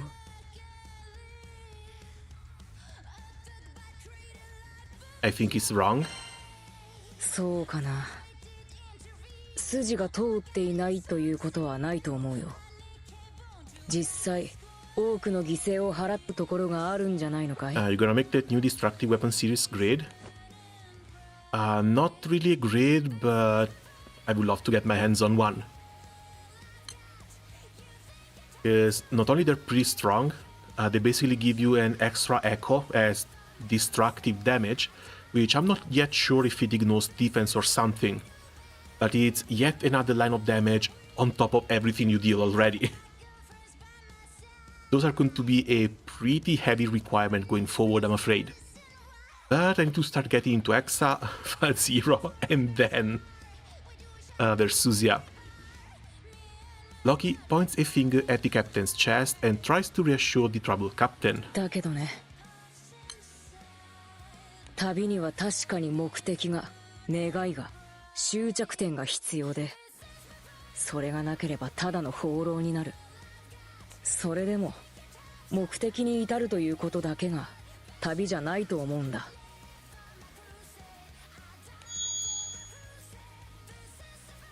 そしてその答えを君は最初から持っている。そこにずっと眠っているはずなんだ。君ならきっと大丈夫。相手にどんな理想があろうと、君なら負けたりしないよ。The captain looks at Loki's smile and finds genuine confidence there. 今は一刻を争う。とにかく何か行動に移さなければ。なあ、正直ちょっと不安はあるけどよ。今のオイラなら、こいつとルリアくらいなら背中に乗せて飛べるかもしれねえ。なるほどな、その手があったか。飛べるっちゃ確かに飛べるだろうが。What's your melee post? Dark? Mine are light? オイラを信じて。 Apparently, since it pretty much clears all the solo quests for like Hexa and Zero. Yeah, mine is sadly dark, but I somehow missed out on Sariel as well. I think I need to take a step back and do a little bit of a progression and planning but done properly this time. お前の答えを Try and plan the next 3, 4, 6 months until at least until after the anniversary, so I can fix up my grid. Yes, I need at least a second, if not a third, Orologia Katana. I need Sariel, and I need to see what I can do with 150 gold moons, because I'm pretty sure I should be able to get there on the Christmas roulette. Mostly, I need to choose between either a Yatima summon, Orologia summon, or a Zoimos, because I think I've got both the grid and the characters to actually play Zoimos proper. We've caught up, get ready for the final battle. We won't let you end our world or take our futures from us.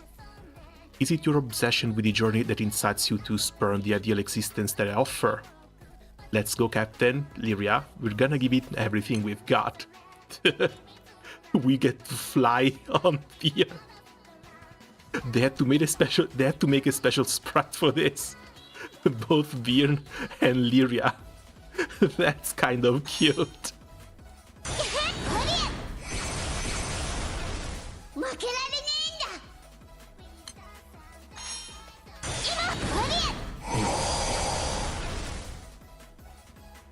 Why reject the paradise I offer? If you were fulfilled from the start, your journey would have been unneeded.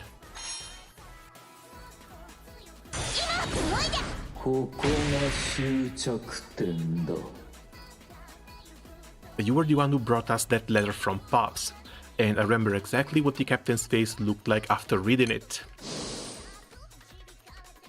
It was bursting with excitement and the chance of adventure. We didn't start this just because we were lonely. The captain was ready to go on a journey for its own sake, and that bravery saved me. If we keep to our journey, if we have the courage to push forward, we can cause a miracle.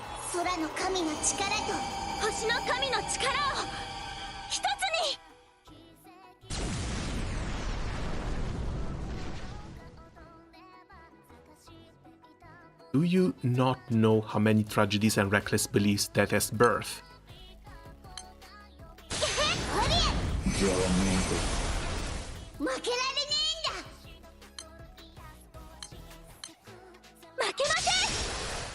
Absolute Khalif.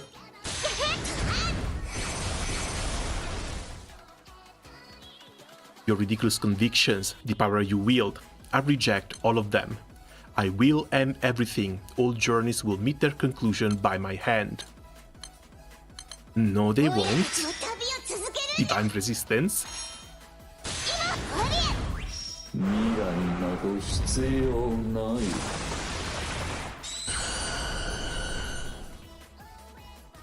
What's that music video? Oh, that's Pepe from Arknights.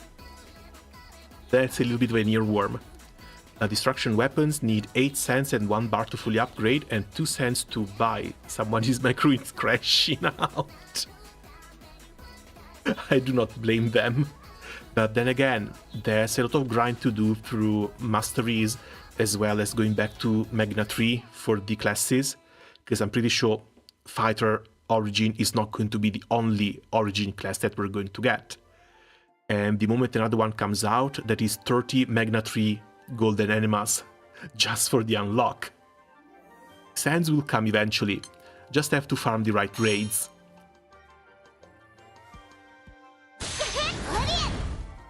Not to mention, you can get 1 origin weapon for your main element and 1 origin weapon for the unit and fight. That is still like 20 cents, but maybe you can make it work.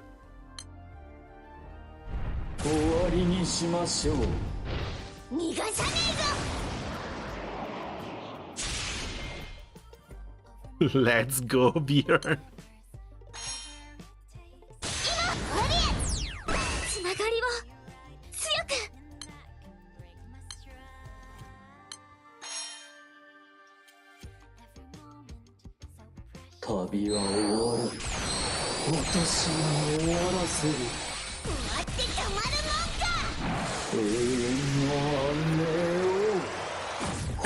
The animation team, they're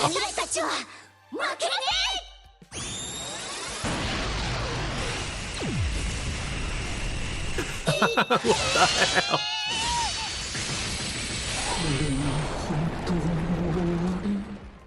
And goodbye.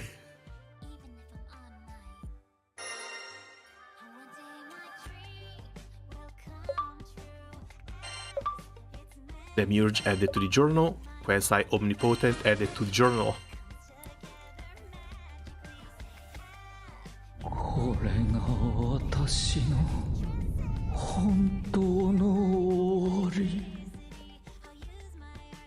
And now what's going to happen to the Astral God? 何もかも Hopefully she's wicked enough to be sealed somewhere. 何を間違えた。空の影響を受けたことによる誤差かな。あなたはよくやった方だと思う。To regal anima is just one time, just to request quest unlock. Oh, that actually sounds amazing. Thank God. I don't really want to go back to farming Magna Tree for every single new class. その程度にしか作ってないんだもの。生まれた時からこうなると決まっていたとでも。母の愛を求め続けた者には破滅しか約束されないというのか。それならば世界はなんと。 Yeah, nah, you've been a piece of shit, wrap it up and blow up. Magna able to solve their suicide to 50% now thanks to Siete. Oh yeah, I've seen that tweet as well. Honestly, kind of crazy. Captain, Lyria and Virn's efforts have reduced the enormous monstrosity to dust, and that dust is now scattered to the winds. Only a floating ball of light remains as silence falls over Estalucia once again. オイラたち勝ったのか。 Having no words to say of Demiurge's death, the captain tightly grips the letter the Astral had delivered so long ago. In the promised land at the end of the sky, the convergence of their fates had come to its conclusion.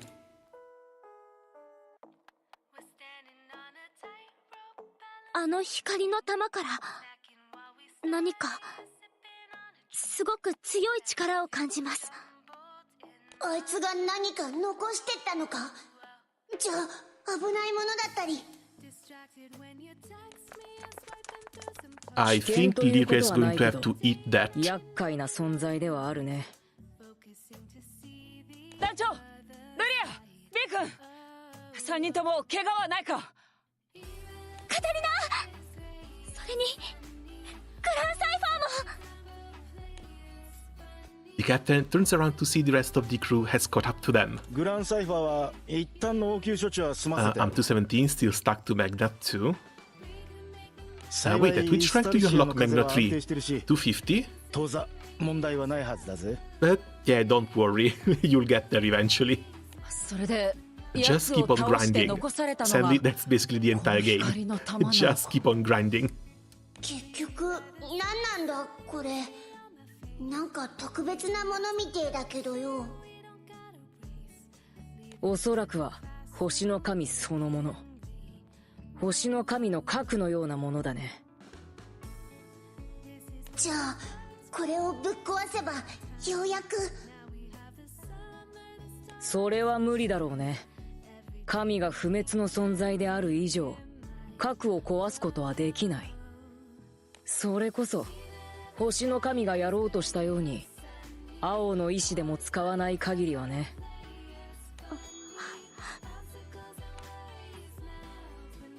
Lyria places her hand on her chest and focuses. ダメです。星の神との戦いで反応したのは本当に偶然か何かみたいで。Guys, No spoilers. Come on, we'll get there. No そう spoilers. 都合の良い力ではないみたいね。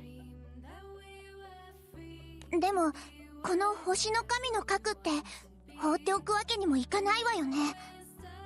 星の神の核なんだから星の世界に帰ってもらうのが筋ってもんじゃねえのか。残念ながら星の世界に送り返すのもそう簡単にはいかないんだ。星の世界に送り返しても縁がつながってしまっている以上、星の神は間を置かず再び攻めてくる。この世界と星の神の縁を断つには、縁の対象より代となっている存在を消滅させるしかない。 And that is absolutely not happening. ルリア、君が消滅しない限り星の神とこの世界の縁は消えない。そんなことはさせない。何か他に解決策があるはずだ。In response to Catalina's uncloaked hostility, Loki falls back to this old impish manner as he answers. そう、解決策は他にある。星の民である僕ならルリアの代わりに星の神とのつながりを引き受けられる。権限してしまった星の神の後始末は僕に任せてほしいんだ。I don't know about this one. Loki suggests sacrificing himself with a smirk on his face. Unable to comprehend him, the crew member look at the astral with furrowed brows.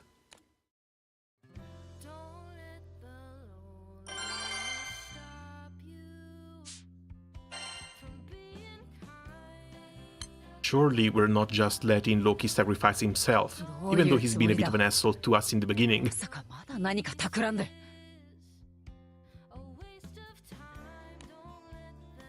Loki volunteers to serve as the conduit for the astral god in Lyria's stead.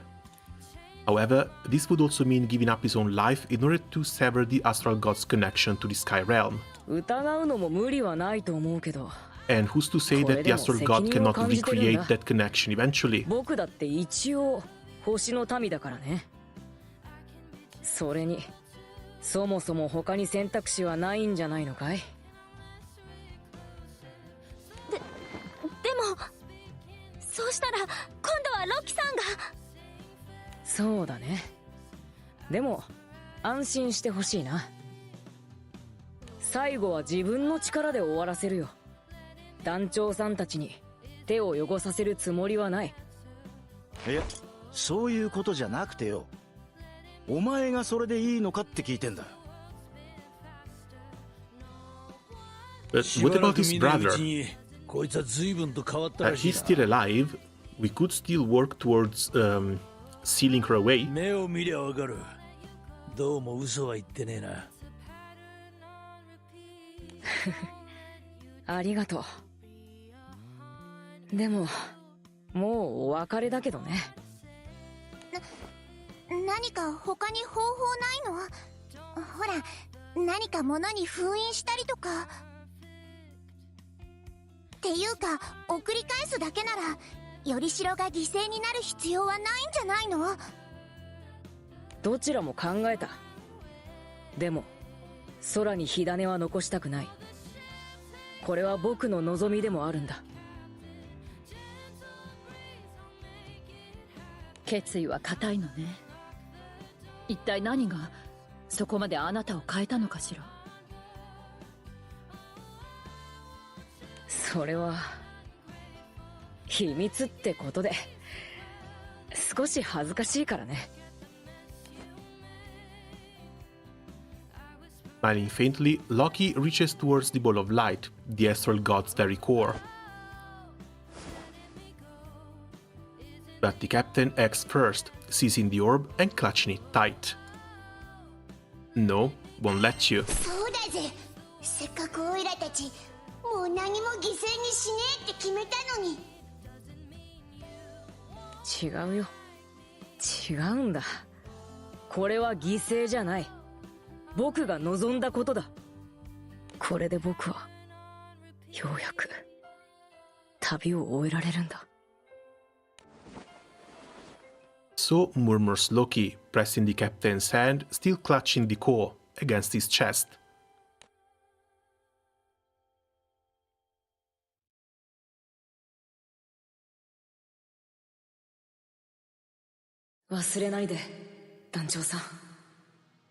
Dude, they changed the entire interface for this. Come on. 旅を続ける道を選んだ。でも旅を終えることは決して悪いことじゃない。その旅路に満足したなら旅は終わってもいいんだ。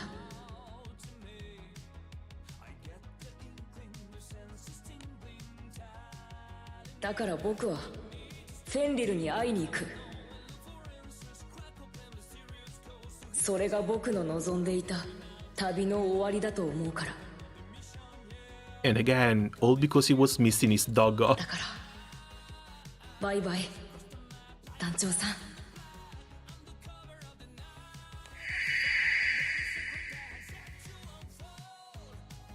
And rest in peace, Loki. Not just that, rest in peace, Fenrir as well, because poor doggo got one moment of glory where she upgraded, and then that was it. She's gone too.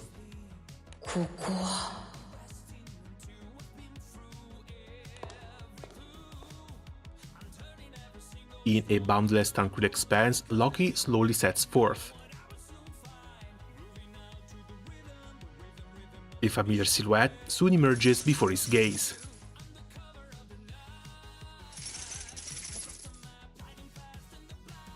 Fenrir's dead, totally forgot. Yeah, against the Otherworlder big boss. When the Otherworlders got Bahamut's power, Fenrir beat into that. ごめん、待たせちゃったね。お前はいつもそうだ。あっちにこっちにフラフラフラフラと。And even in death, he gets scolded. 僕はどこにも行けなかったよ。それで、これからどうするんだ？どうしようか。君とならどこにいたっていいんだ。あっちこっちをさまよっても。Primals go to the same place the Astrals go when they die. Fenrir was a primal, yeah. Fenrir is a primal, but I'm afraid this is more of like Harry Potter White Station kind of thing. でもフェンリルは付き合ってくれるでしょ?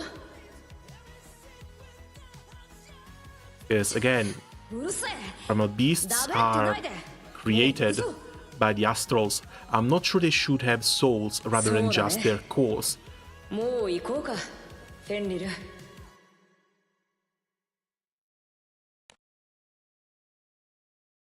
I'm surprised you know about the White Station. Oh, dude, I think everyone saw the Harry Potter movies.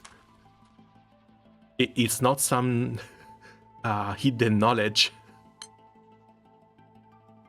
Zwei crosses a battlefield where war waged on between Skydwellers and Astrals, her eyes clouded with irritation.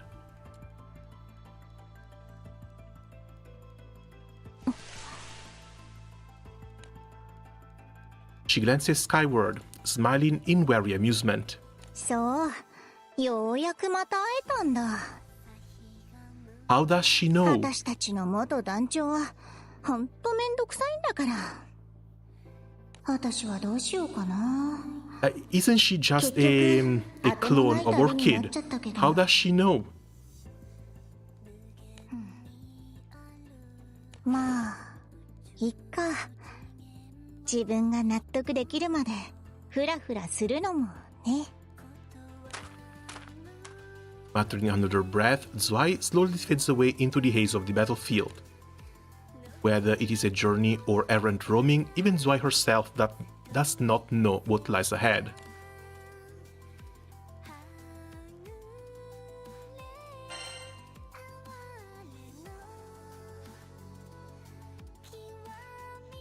Back in Estalucia, the holy seat of Genesis, The crew member are near the sacred perch, reuniting with those they have left behind earlier. それでロキさんが。いや、気に病む必要はないよ。それがあいつの選択だったんだ。むしろ兄として誇らしいくらいだ。寂しくないと言えば嘘になるけどね。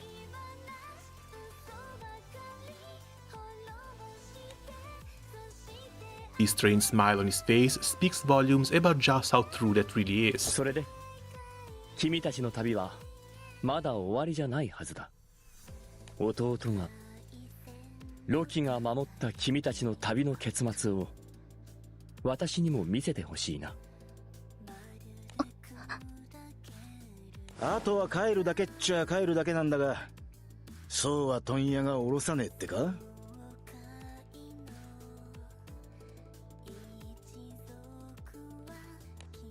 Well, there's still Rel to go through. All eyes turn to Rel, the overseer of Estalucia. お願いします。何か方法はありませんか。やっぱりオイラたち仲間のことを諦められねえ We よ。 just saved the entire realm. It's the minimum. ベイ君。We shouldn't even need to say please. 貴殿らはデミウルゴスとアストロリアの暴走を止め、世界を守ってくれました。そしてあの時僕は確かに言ったです。空を、世界をお願いしますって。なので僕は何らかの形で貴殿らの労をねぎらわなくてはなりません。じゃあでも条件があるです。それも2つ。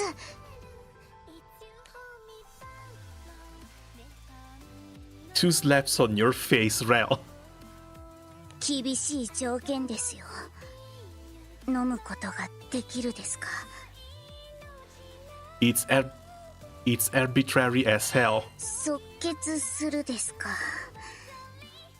まあいいですけど。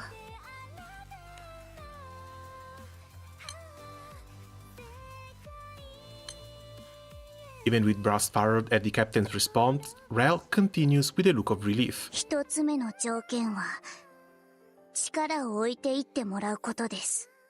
Oh wait, it's two conditions, not two people. That's a little bit better. このイスタルシアでの戦いでルリアと B 両端末は新たな力を得たです。その力はイスタルシアに置いていってもらうですよ。No, that means Bjorn is going to get downgraded again. 今のルリアちゃんには一時的に星の神が宿ったことで少なからずその力が残っているからね。オイラの場合はまあ元の姿に戻るってことか。そうか。それは何よりだ。回収した力はそのまま世界の修正に使わせてもらうです。星と空両方の力が揃うわけなので。死者の蘇生を含めて世界を元に戻そうと思ったらやはり相応の対価が必要になるんだな。そしてもう一つの条件は。Before stating the final condition, Rel glances at the captain. 僕がやろうとしているのは隔離による被害を消去するというやり方です。かつて隔離がいろいろな存在や出来事を消去したように回収した力で隔離の被害をなかったことにするです。That actually undoes quite a lot of stuff それで though. 結果として空や散った奴らを元に戻そうってわけか。And again, if we're talking about restoring the damage that the other worlders dealt, the other worlders killed Fenrir. This might bring Fenrir back alive. つながるべきでないところがつながったり、予想すらできない部分もあるです。だからそういった不整合を少しでも減らすために、貴殿らにはイスタルシアでの記憶をすべて失ってもらいます。これが2つ目の条件です。All eyes are on the captain as the condition is revealed. So we never get here. So we never meet Dad. But the journey was still on point.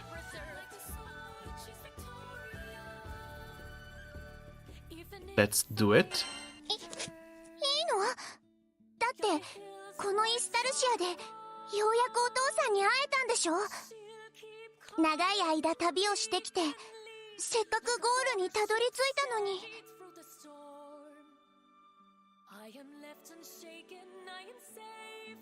It's what my dad would do.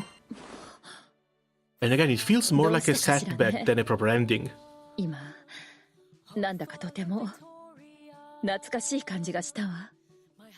同感だね。団長さんは本当に強くなった。力だけじゃない、心もね。Bro is so hyped for family potentially returning alive. 本当に。I know people who have been asking for playable Fenrir since 2015. 再三になる It's です been が、 almost 10 years. これでも思った And I 通 honestly りに want to see 世 their 界が元に reactions. 戻るわけではないです。隔離は完全に消滅していても、おそらく何か別の異常が出てくる。まあそのあたりは頑張って何とかしてくださいです。応援くらいはするですよ。それはそれとして、死者の蘇生についても全員が蘇るわけじゃないです。復活を望む理由、生という旅を続ける意志のある者だけが蘇生されることになるです。それで問題ないですね。言うなれば未練のようなものか。やり残したことについては、あの心象空間のアルビオンでしっかりと思い出したよ。私も隔離との戦いじゃこうするしかないって思っちゃったけど、やっぱり大人のレディーになるまでは死んでも死にきれないもん。そんなイオちゃんと並んで歩くのが今の私の夢かしらね。俺はもう隠居なんぞは考えてねえからな。生涯現役の貴公子だ。それでようやくあいつに顔向けができる。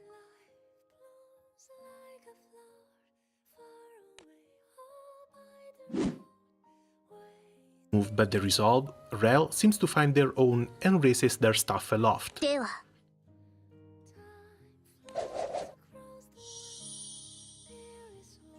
With a sweeping motion of Rel's staff, and a fulgent light begins to envelop the area. 改めて我が主に代わりお礼を言うです。世界を守り抜いてくれて、貴殿らのこれからの旅に幸多からんことを祈っているですよ。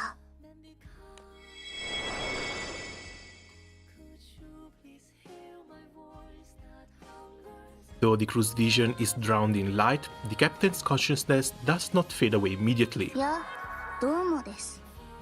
貴殿には言っておこうと思いまして。And it is? あまり大っぴらにはしにくい話ですから、こんな形で失礼するですよ。改めてデミウルゴスとアストロリアの暴走を止めてくれたこと、感謝申し上げるです。あとは謝罪を。貴殿らを出迎えた際、強く当たってしまったですからね。最後に結果論ではあるですが、貴殿らのおかげで我が主が玉座に戻ることになるです。ビーとルリアから預かった力を一つにすれば創世の力となって。 Oh crap, we're resurrecting Bahamut. Unwillingly, but we're resurrecting Bahamut. Looks like Dirn and Lyria won't need to be consumed in order for the Omnipotent to come back. で、ここからは神様には内緒の話ですよ。Not even God can ビーと know. ルリアに力は残してやれないですが、貴殿らの記憶については特別に何とか融通するです。精一杯のお礼ですよ。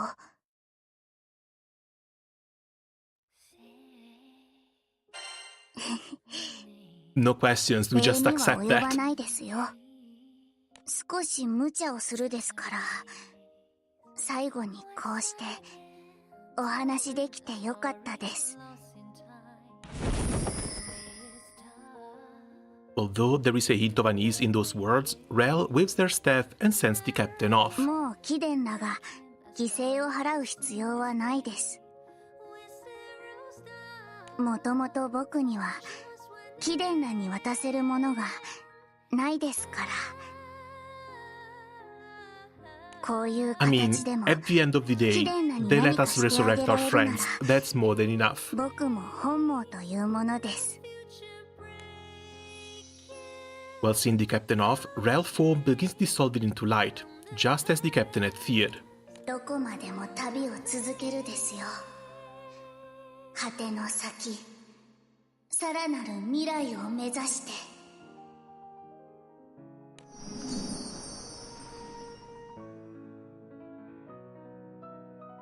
Finally, the captain loses consciousness, sight and sense alike consumed by white.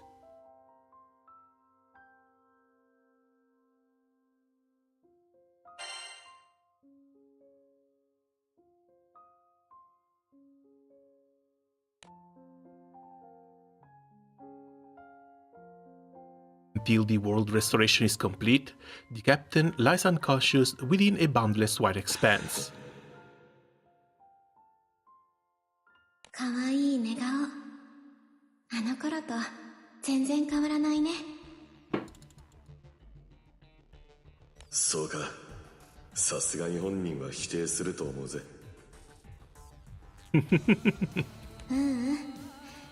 私たちの大切な子供だってことは、この子が何歳になっても変わらないよ。They're both coming back too, right? そうだな。大きくな New ったし、 MC arc? 強くなったが、 I might have to come back and save it later, but still. 俺たちの子供だ。何も犠牲にしねえって覚悟しておいて、結局はこれなんだから、詰めが甘いぜ。でも私たちも人のことは言えないよね。だな。本当に似た者親子だ。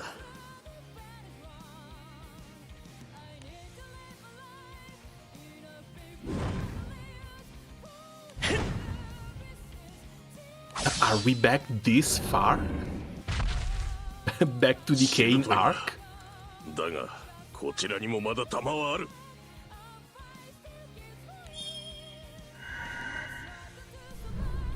Oh no, this must be when Australia got eaten up. Now the Astrals are going to start disappearing. Even as the battle against the Astral rages on, Kane remains calm, assessing the situation. 星の民はこれまでに比べて明らかに勢いが落ちてる。詳しい内情はわからないが、増援が完全に途切れた。本体に何かあったのか。ただ俺たち空の民ももう限界が近い。Troops under Kane's command are already battered, with only a few left who can still fight. もともと数で幼いと空の民じゃ青少獣の相手は手に余る。今の状況で俺たちはあと何体青少獣を倒せる。星の民だってある程度は戦えるし。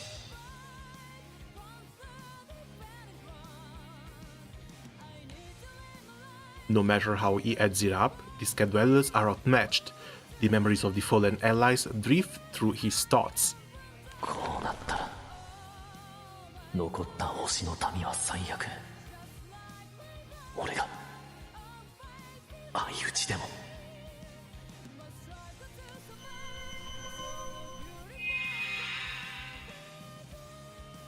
お前がそういう顔をしてるときはだいたいろくでもないことを考えてるときだ。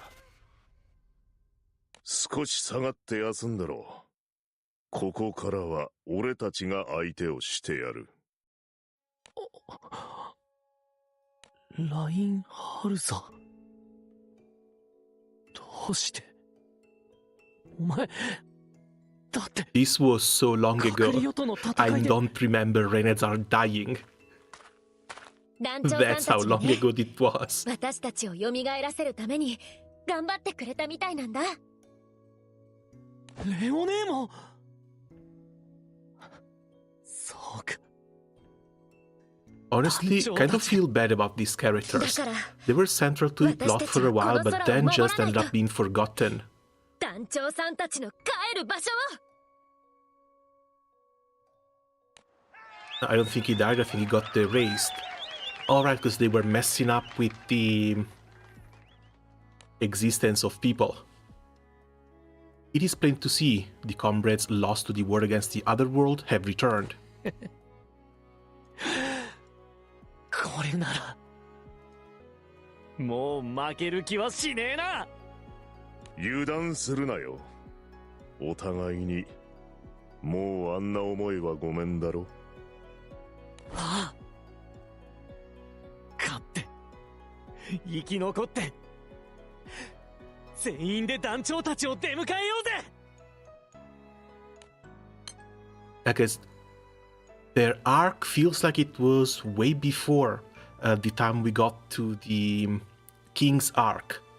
It was during the True King's arc that we had the other worlds deleting people from the timeline.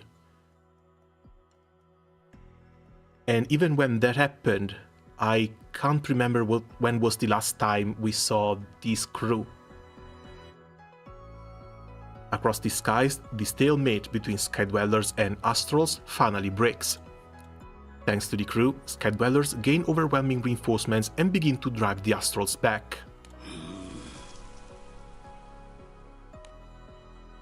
On the revitalized battlefield, Walfrid suddenly pauses, remembering an old ally. どうやらついに成し遂げたようだな。空の彼方、その旅路。さすがはあの男の子供というべきか。そして何よりガラント自身、家族の再会が叶ったということか。Gazing up into the endless blue sky as if in mourning, Walfrid smiles softly. お前はつくづく家族思いな男だ。A faintly exasperated smile crosses his face.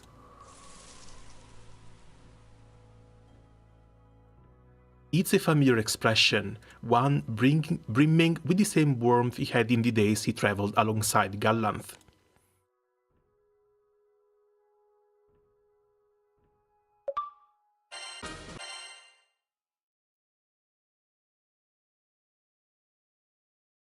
New quests are waiting for on Zinker Steel.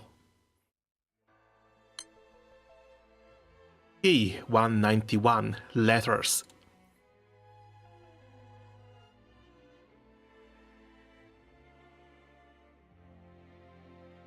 A familiar breeze brushes the captain's cheek, carrying a scent of home.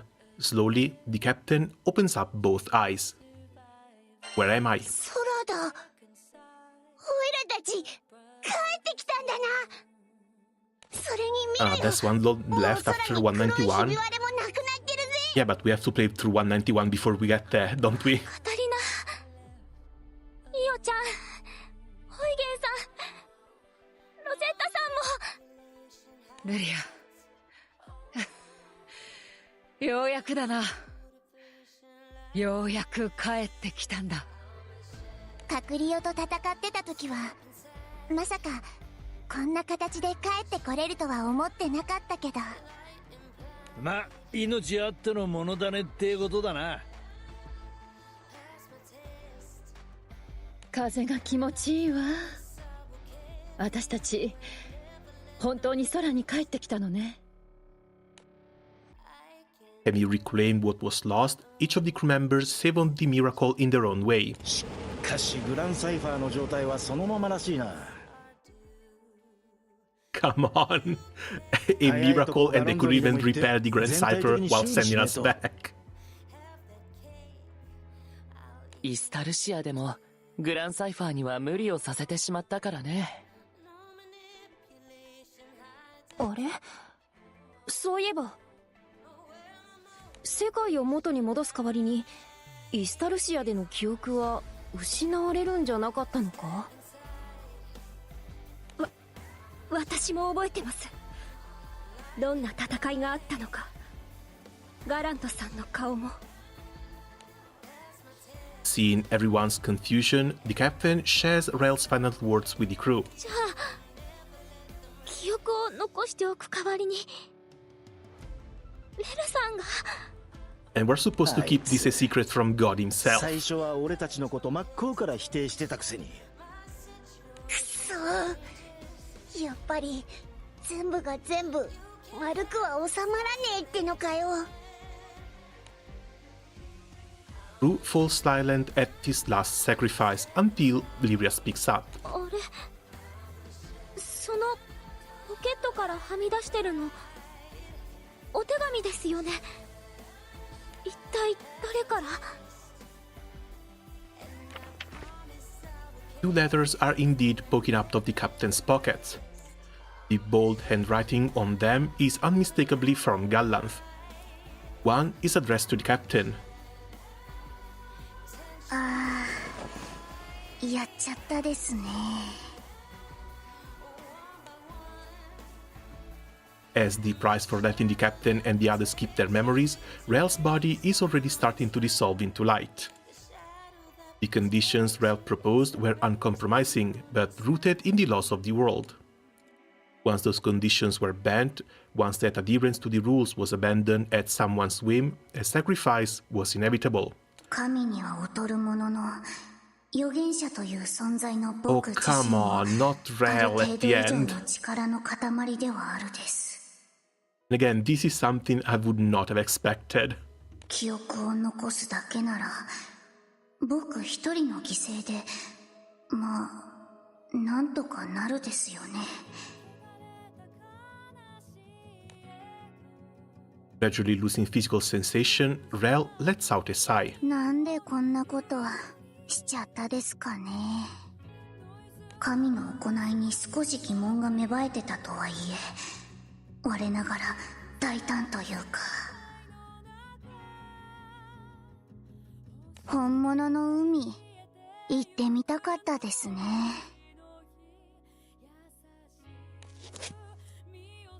行きゃいいじゃねえか。アウギュステの海は最高だぞ。海で泳いだりお買い物したり美味しいものを食べたりきっと一日じゃ足りないよ。Rain? ガランとリーンまで。リーンはわかるです。空の神から解放されたならその魂はイスタルシアに来るはずです。でもガランとお前イスタルシアでデミウルゴスに殺されたはずじゃ。そうだな、次は負けねえ。Not gonna happen next time? You think there's gonna be a next time? もともと俺は生きたままイスタルシアに来たんだ。そして命を失った。だから改めて魂だけでイスタルシアに流れ着いたってわけだ。自由に動けるようになるまで少し時間がかかっちまったけどな。確かに。そういえばお前はイスタルシアにいるのに死んでなかったですね。Though still in shock, Rel slowly nods in understanding. で、戦いには間に合わなかったから後始末でいいとこ見せようと思ってね。何をする気で。メルちゃんを助けに来たんだよ。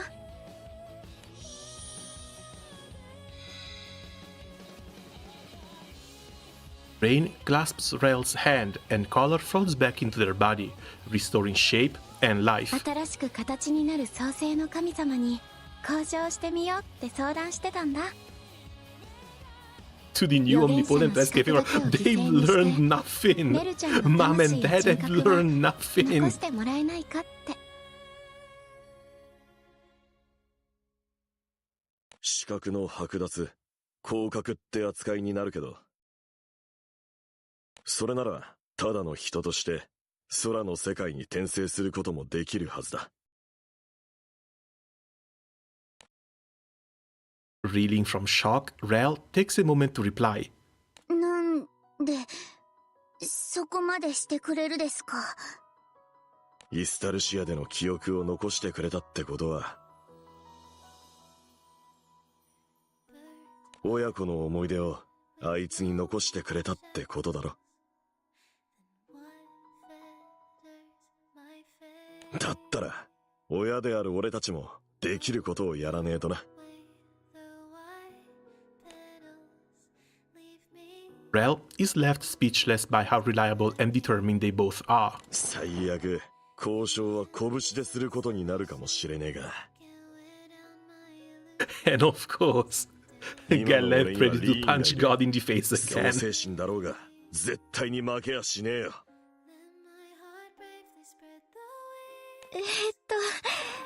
それでもなるべく穏便にね。相変わらずむちゃくちゃなやつです、お前は。ってことだから、こっちのことは心配しなくていい。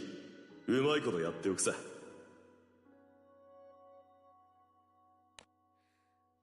After reading this letter from the captain's father, all let out a mix of exasperation and relief. 最後に、お前たちの旅はまだまだ続く。だから、今はこう書いておく。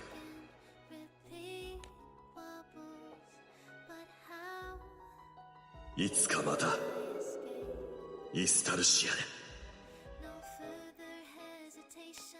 Are we really going to have to circle back around to Estalucia again? Even just to bring them back? Wayfaring Astral, Estalucia Part 3, over.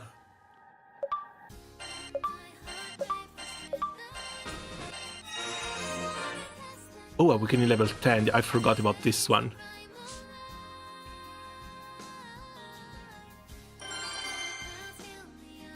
Wolf Moon Taboo's Wings has been unlocked.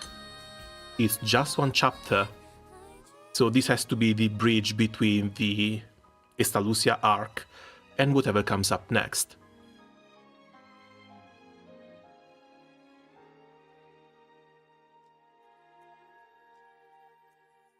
As long as the game loads, maybe.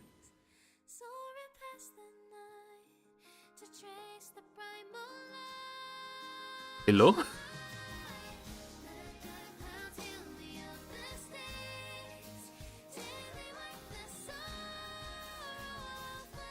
Okay, looks like I can't read this. The game refuses to load.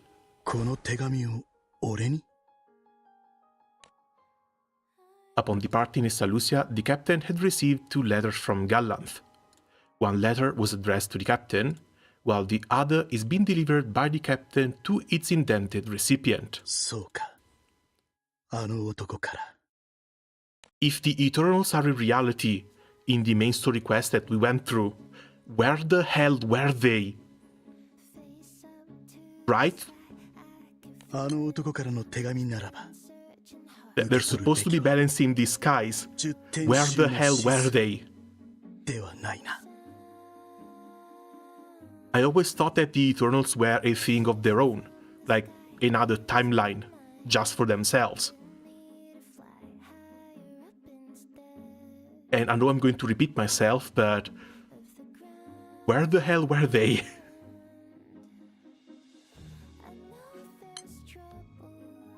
The Masqueroon reaches out to accept the letter from the captain, hesitating as a thought crossed his mind. Oh, you know, Eternal doing their own stuff separately. We had multiple world-ending threats and catastrophes, one involving the Otherworlders gaining the power of the Omnipotent, and the Eternals were just messing around and didn't even show up.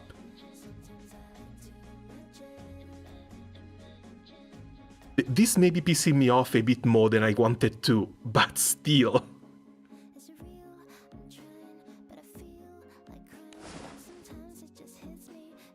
The Masqueroon slowly and hesitantly removed his mask. He then takes the letter and begins scanning its content on the spot.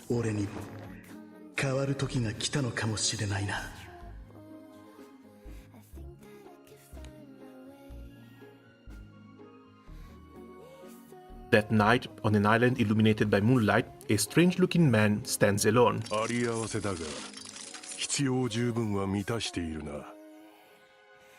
Weren't you guys dead?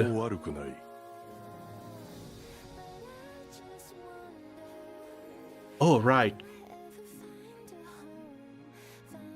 They were dead, but did they get consumed by the Otherworlders? That's the question. Because the characters that were brought back to life, were people who were killed in fights against the Otherworlders. The Otherworlders were still involved into the fights for Spaghetti Syndrome, but I don't remember them going to the moon. And these guys died on the moon.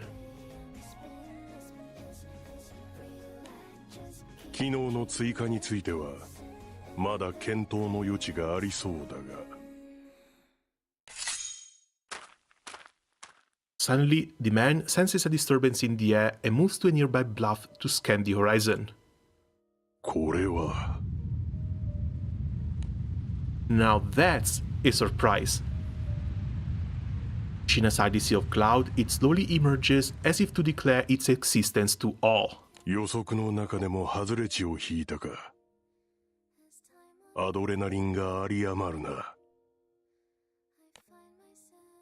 On the deserted island, the man's musing vanish unnoticed into the trembling night sky.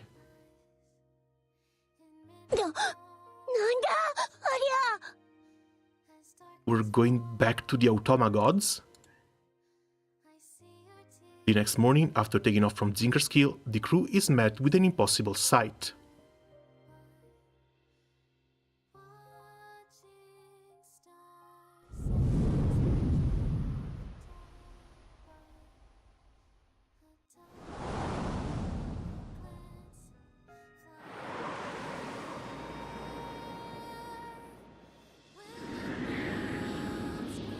Spread out beneath them are numerous land masses, clearly not from this world. 空に一体何が起きたんだ。ありゃ赤き地平か? They're racing the Crimson Horizon. 聞いたことすらないぜ。Do the Otherworlders still exist? That's the big question. The rust-colored land was long known as the bottom of the sky, and now it sits unchanged beside the floating island as if it belongs there. だけど、なんででしょう。あの赤き地平にはあんまり嫌な感じがしません。隠れオの存在がいなくなった影響かもな。もともと連中の根城だったわけだし。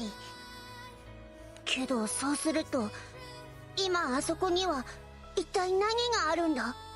Empty lands? 行ってみましょう。私たちの旅はまだまだ続くんです。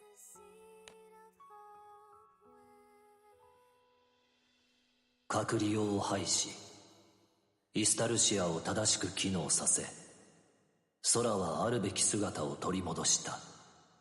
しかし、そもそも空の世界とは、赤き画譜に上書きされたいびつなもの。Oh, they're bringing Lucilius back. 表層の歪みを正そうと、根源にはいくつもの火種がくすぶり続けている。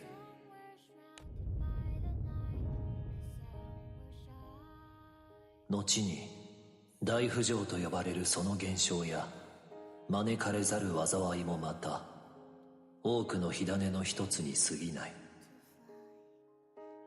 The great uplift and the disasters to follow. 伝染する恐怖。失われたはずの禁忌は最悪の形で空を喰らうだろう。しかし空が禁忌の手に落ちることはない。 Phoenix sighting when? Yeah, at this point we're just missing the Phoenix again.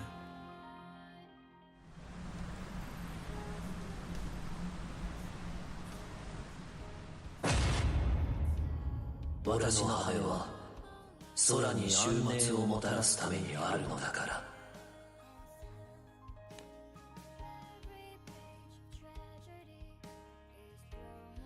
To be continued. Well, to be honest, this was to be expected. Again, Cygames has like a very small set of characters, and they keep making everything revolve around them. If it wasn't Lucilius, I was kind of surprised to see the Moon Dwellers come back. Again, that I was absolutely not expecting. But it had to be either Lucilius or Belial.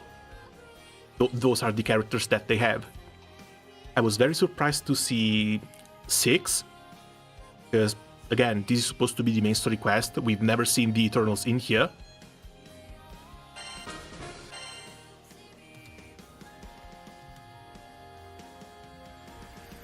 And that's it. That's all. Honestly, 3 hours, not even all that long. They changed the last dialogue. What was it before?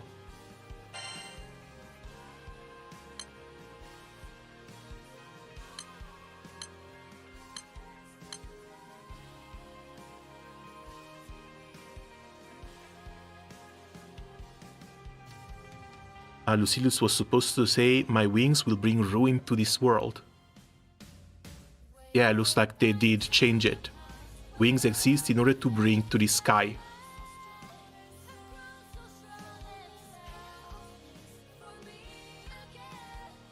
While Lucifer said, "My wings will bring hope to this world." Lucifer is still somewhere in there?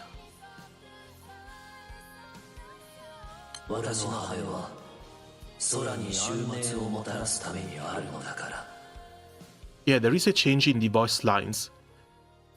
I wonder what happens if I change language to JP. Maybe we get 2 lines here. Give me a second.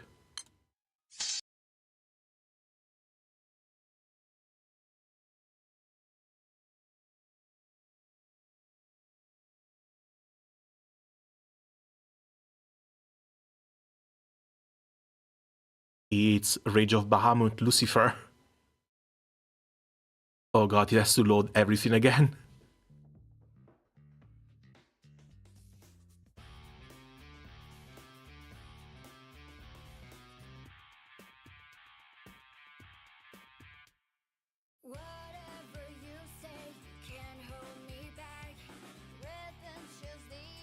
But again, if Lucifer is...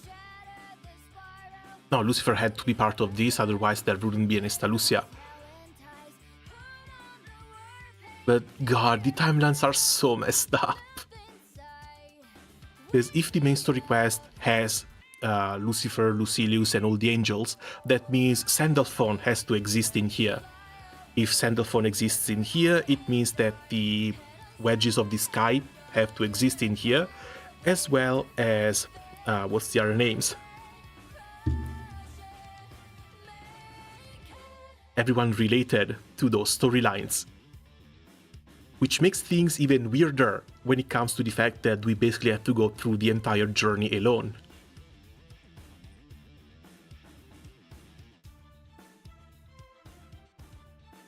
If this was its own time branch and we never actually met these people, it would still make sense. But since we apparently do know them, makes some cracks into the lore. And no, looks like JP really doesn't want to load.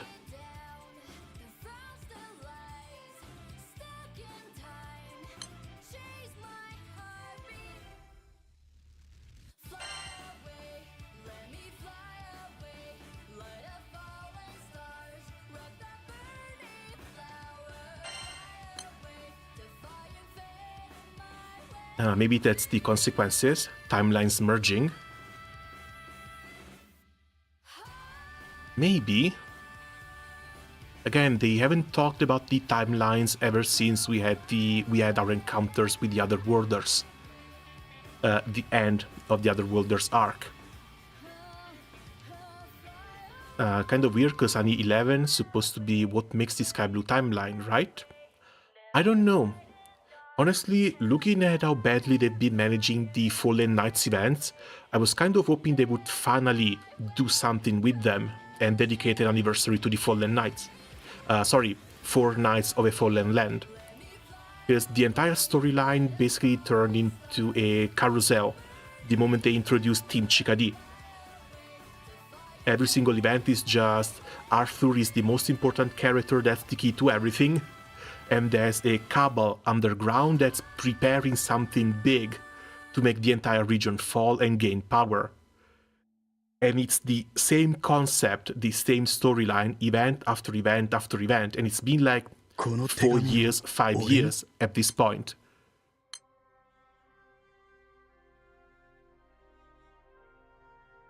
And no, looks like even in JP it's a single line.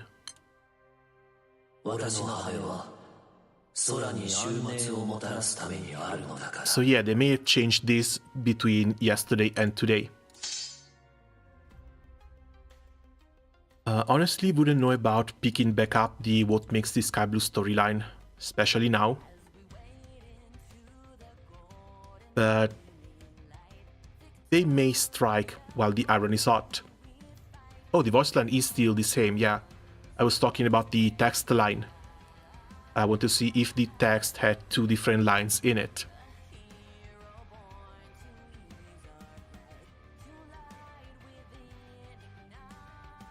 Well, at least we got to Estalucia once.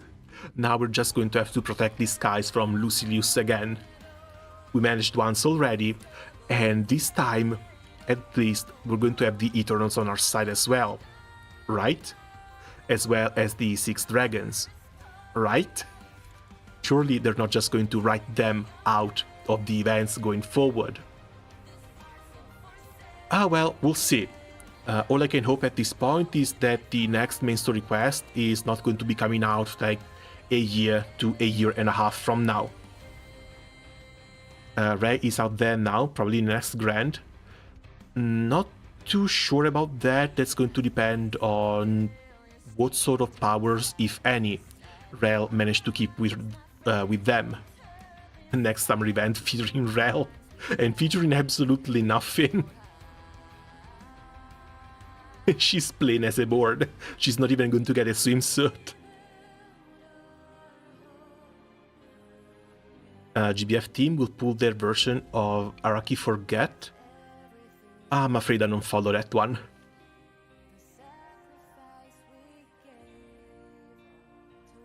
Yeah, that's a day because the Omnipotent couldn't even be bothered choosing between man and woman. So they just made a genderless little thing to use as their puppet, their speaker. But we'll see. At least it's late October, so we're walking towards the Christmas roulette. And with the Christmas roulette, we should be moving towards the next Zodiac, the horse one. That one we still haven't found, so that's likely what the Christmas/anniversary event is going to revolve around. and we will likely see the Buddhas come back. Because if we can't find the horse Zodiac, that's the Badra who may actually take up that role. Still, I've got a little event to grind, and after a little bit I need to go and prepare dinner. So, as always, thanks a lot for coming by and reading through the event with me, and see you guys around soon. Badra, it was the cat one. Oh no, Badra is one of the 13 Buddhas. I'm not really sure which animal she's supposed to have. Honestly, I don't even know if they follow an animal kind of thing. Where's the journal? There's the journal.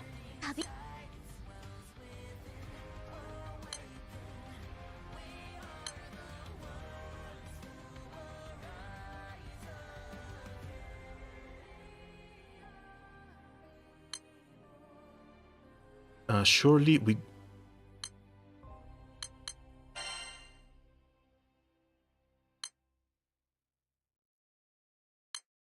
surely we got her listed as an NPC. Oh, Beja, sorry. Badra was the little trans kid. This one. 37-year-old who serves as the Keeper of Medicine. She is currently working in place of the Divine Horse for the Divine Generals. But I don't know.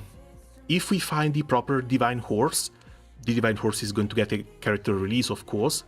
But if not, maybe it's time for her to become playable. Because when it comes to the 13 Buddhas, pretty sure those are going to be following a same type of calendar that they've been following with the Divine Generals.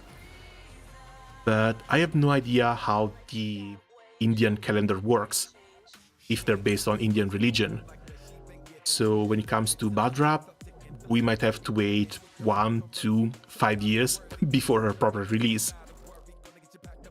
But we'll see. The only thing I'm a little bit glad about is that they haven't brought back Belial yet.